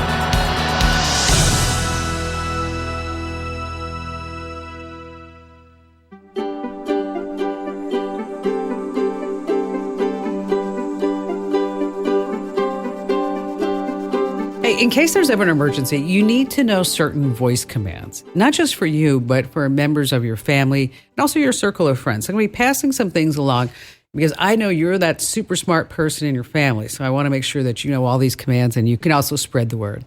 All right, before we go back to all of your phone calls, let's talk about your home on Google Maps, because anyone with a phone or computer can actually see where you live. I mean, with an address in Google, it just takes a second to scope it out, right? Now, what if you don't want this? Well, here's a security pro tip to secure your home from cyber creeps. You know, Google Maps Street View, I love it. It's great when you're lost, or maybe you just want to hunt down a building or a gas station, but it also has a privacy liability. Here's the reason why. Thieves and stalkers can peek outside of your house remotely with its 360 cameras. They don't even get out of their house. They don't have to get it out of their cars.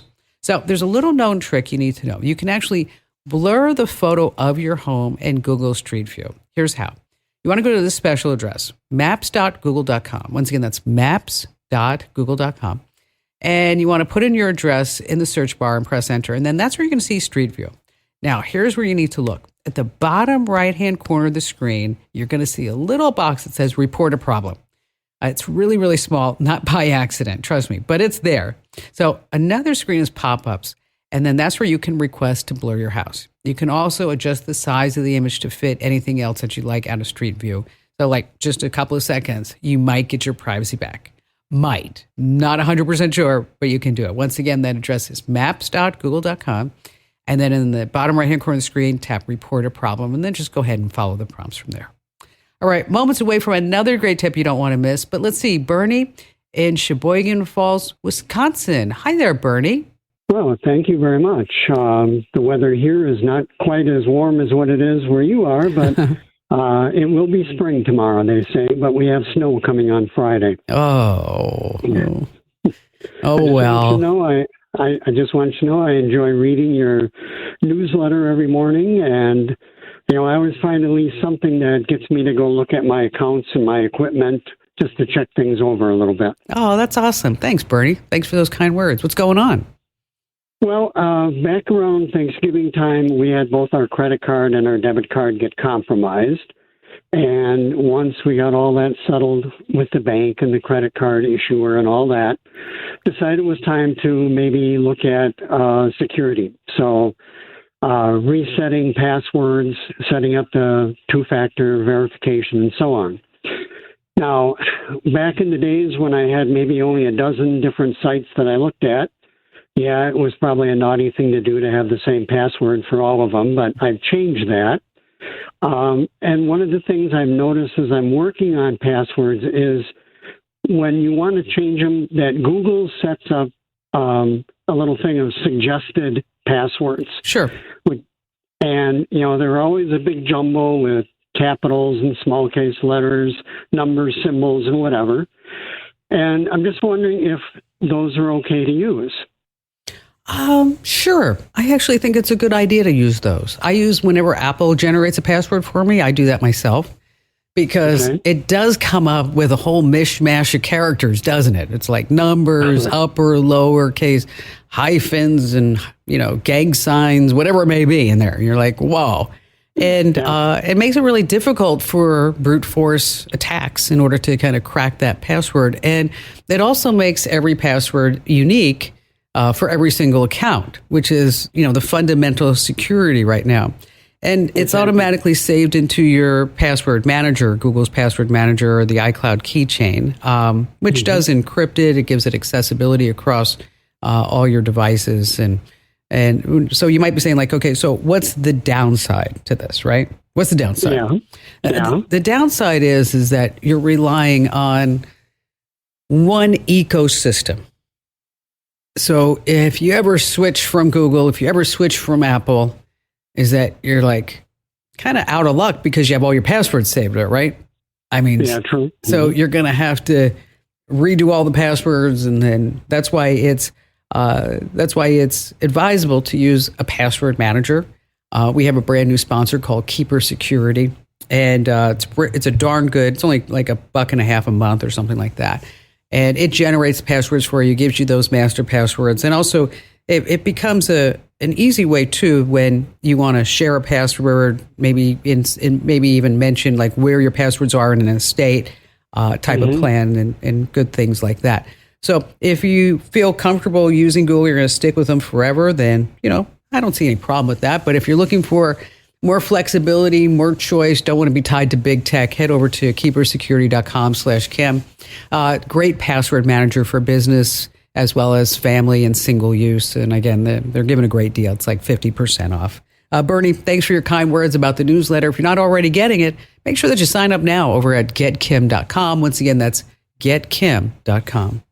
All right. Is your daily walk getting a little bit boring, and it's springtime and you hear all the birds? It's been estimated there have been over 10,000 different bird species, each with their unique sound. So in case you're sitting there walking around saying, like, I wonder what kind of bird that is. I mean, yeah, they have different calls for everything that they do. I don't know if you know this, like, where they're located, what time of day it is, even when they're, doing the wild thing. But thanks to modern technology, there's a great free app that helps you identify different bird species through a picture or through their chirps only.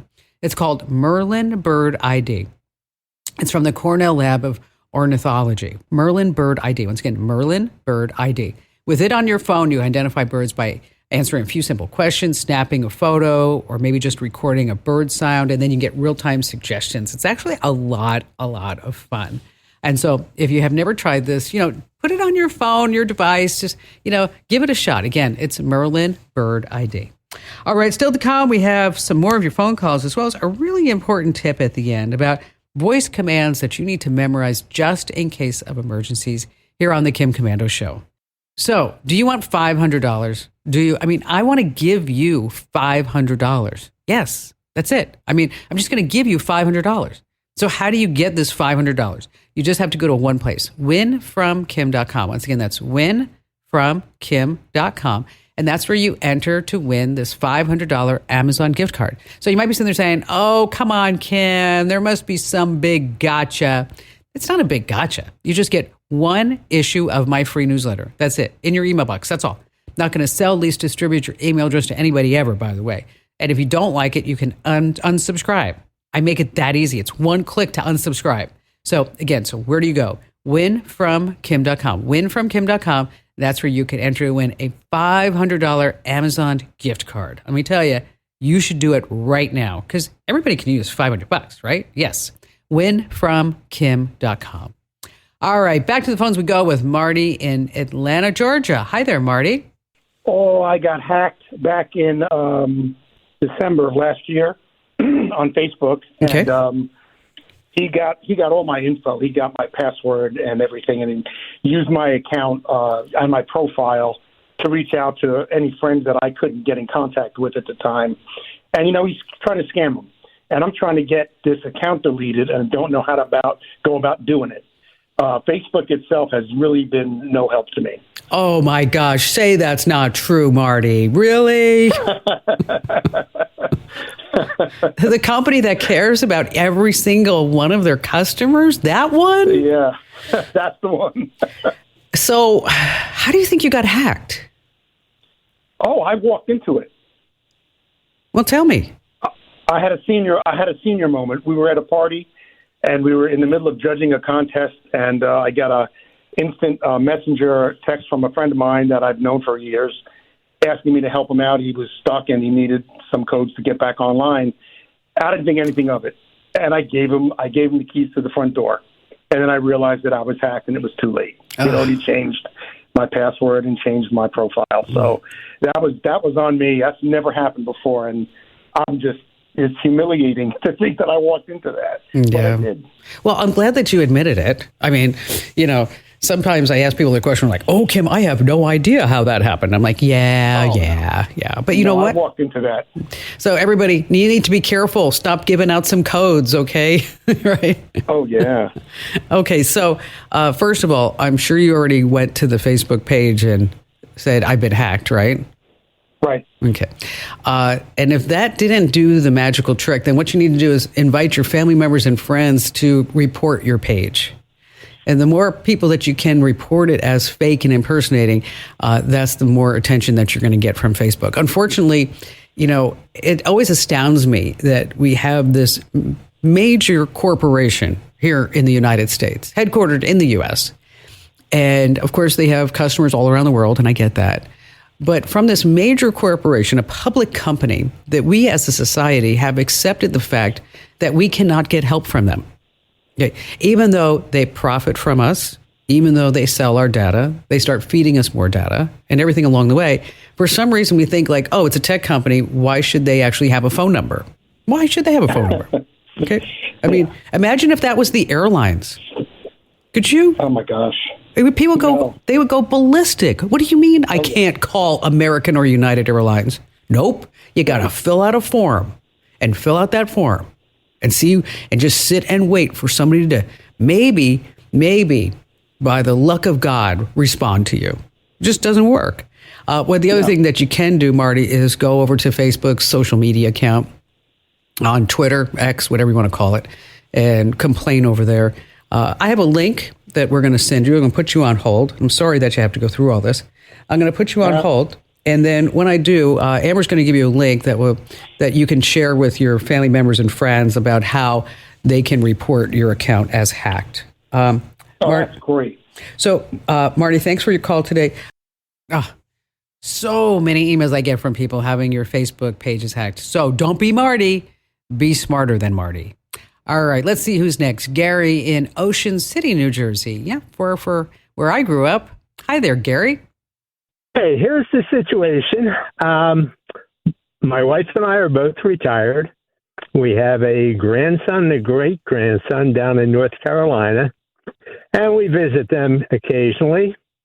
And I got out we normally do a straight-through drive. It's about 11 hours, but now we're both retired. I said to my wife, let's take 2 days, and we always do take the scenic route, but it's not real scenic when you're rushing like that. So I decided to take 2 days this time on the way down, and I got out Google Maps, and I set it for, fastest, and it takes me straight down Route I-81 through Virginia to North Carolina.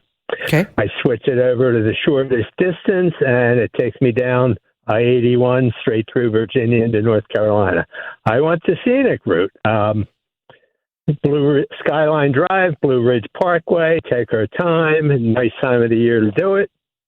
And I try to drag the map over, but wants to Skyline keep going. Drive and it's like all over the place, and your hand slips a little bit, and then you're on some other road, and it loops you around in big circles. And all right, well, here's how we need to fix this. Okay, Gary, I know what you're talking about. And I'm going to send you a link exactly on how to do this. Okay. Okay. You're going to use Google Maps, but you're going to set specific waypoints. And so that this way you're going to tell Google Maps, these are the places where I want to stop. Okay. So you add multiple stops, even if they're not places that you necessarily want to visit. You're just going to put the stops along the way. So this way it's going to force Google Maps to stick to the way that you want to go and not the way that it wants you to go. Get my drift? Get it. Yep. Okay, so I'm going to send you a link how to do that. Now, there's also, since you guys like to take scenic road trips, there's also a website. I'm going to put it into our free newsletter. It's I just ran across it not too long ago the other day. It's myscenicdrives.com. Once again, that's myscenicdrives.com. It doesn't offer the level of detail, say, of Google Maps, but it does offer a whole bunch of scenic drives. Maybe you guys will find some new routes to kind of check out. And speaking of, just along the same note, is that there's a GPS called it's Gaia, Gaia, that if you are into off-roading and hiking, you definitely ought to check this out. It's Gaia GPS. So anyway, back to Google Maps. You're going to set the different waypoints. You're going to force Google Maps to stop where you want it to stop. So that this way you are in charge. It's not in charge. And again, hang on the line, Gary. We're going to send you a link there. Amber can give that to you as far as how to set this up yourself. And appreciate you getting on the air with us today. See, here's the deal. I mean, everybody knows about Google Maps, but you wouldn't know about these waypoints or how to actually do this without me in your life. And that's why I'm here. By the way, if you ever have a question for me and you're just too shy to come on the show, or maybe you're just too busy, you think about it during the week, you can always drop me your questions over on the website. That's komando.com, of course, KOMANDO.com. There's a big old link that says Email Kim right at the top. And so if you click that, fill out that form, I read every single note. Yes, every single note that you send me there. Again, that's komando.com with a K, of course, and hit that link that says Email Kim. All right, coming right back, some voice commands that you need to know and remember and memorize and be able to spit them off and really share with your family members and friends here on the Kim Komando Show. All right, let's just face it. It's a situation that no one wants to be in. You're caught in an emergency. You can't move, but you need help, okay? I don't want you to give up. Just remember, you have a superhero right in your pocket. It's your smartphone. And even if it's not in your pocket, you can still do these tricks, okay? Because your phone is equipped with not just great, but downright crucial life-saving features. Now, let's tackle that emergency scenario again. So you can't reach out, you can't dial a number. So what are you going to do? What could you do? Think about it. What are you going to do? The answer is that you're going to call your smart assistant, whether it's Siri or Google Assistant or even Alexa, because they're right there ready for action. Just activate them with their wake words and follow by a request to call emergency services. You could also say, where's the nearest hospital? Find the hospitals near me. You can also tell your smart assistant to call somebody else, right? If you're in a dark room, you could tell your smart assistant to turn on the flashlight so that when emergency services gets to your house, that they can see a flashlight because they know that's where you're located. And every second counts. So it can also share your location and your whereabouts. So just remember that the smart assistant is voice activated and you can always use that. Hey, just a quick reminder to sign up for that $500 Amazon gift card at winfromkim.com.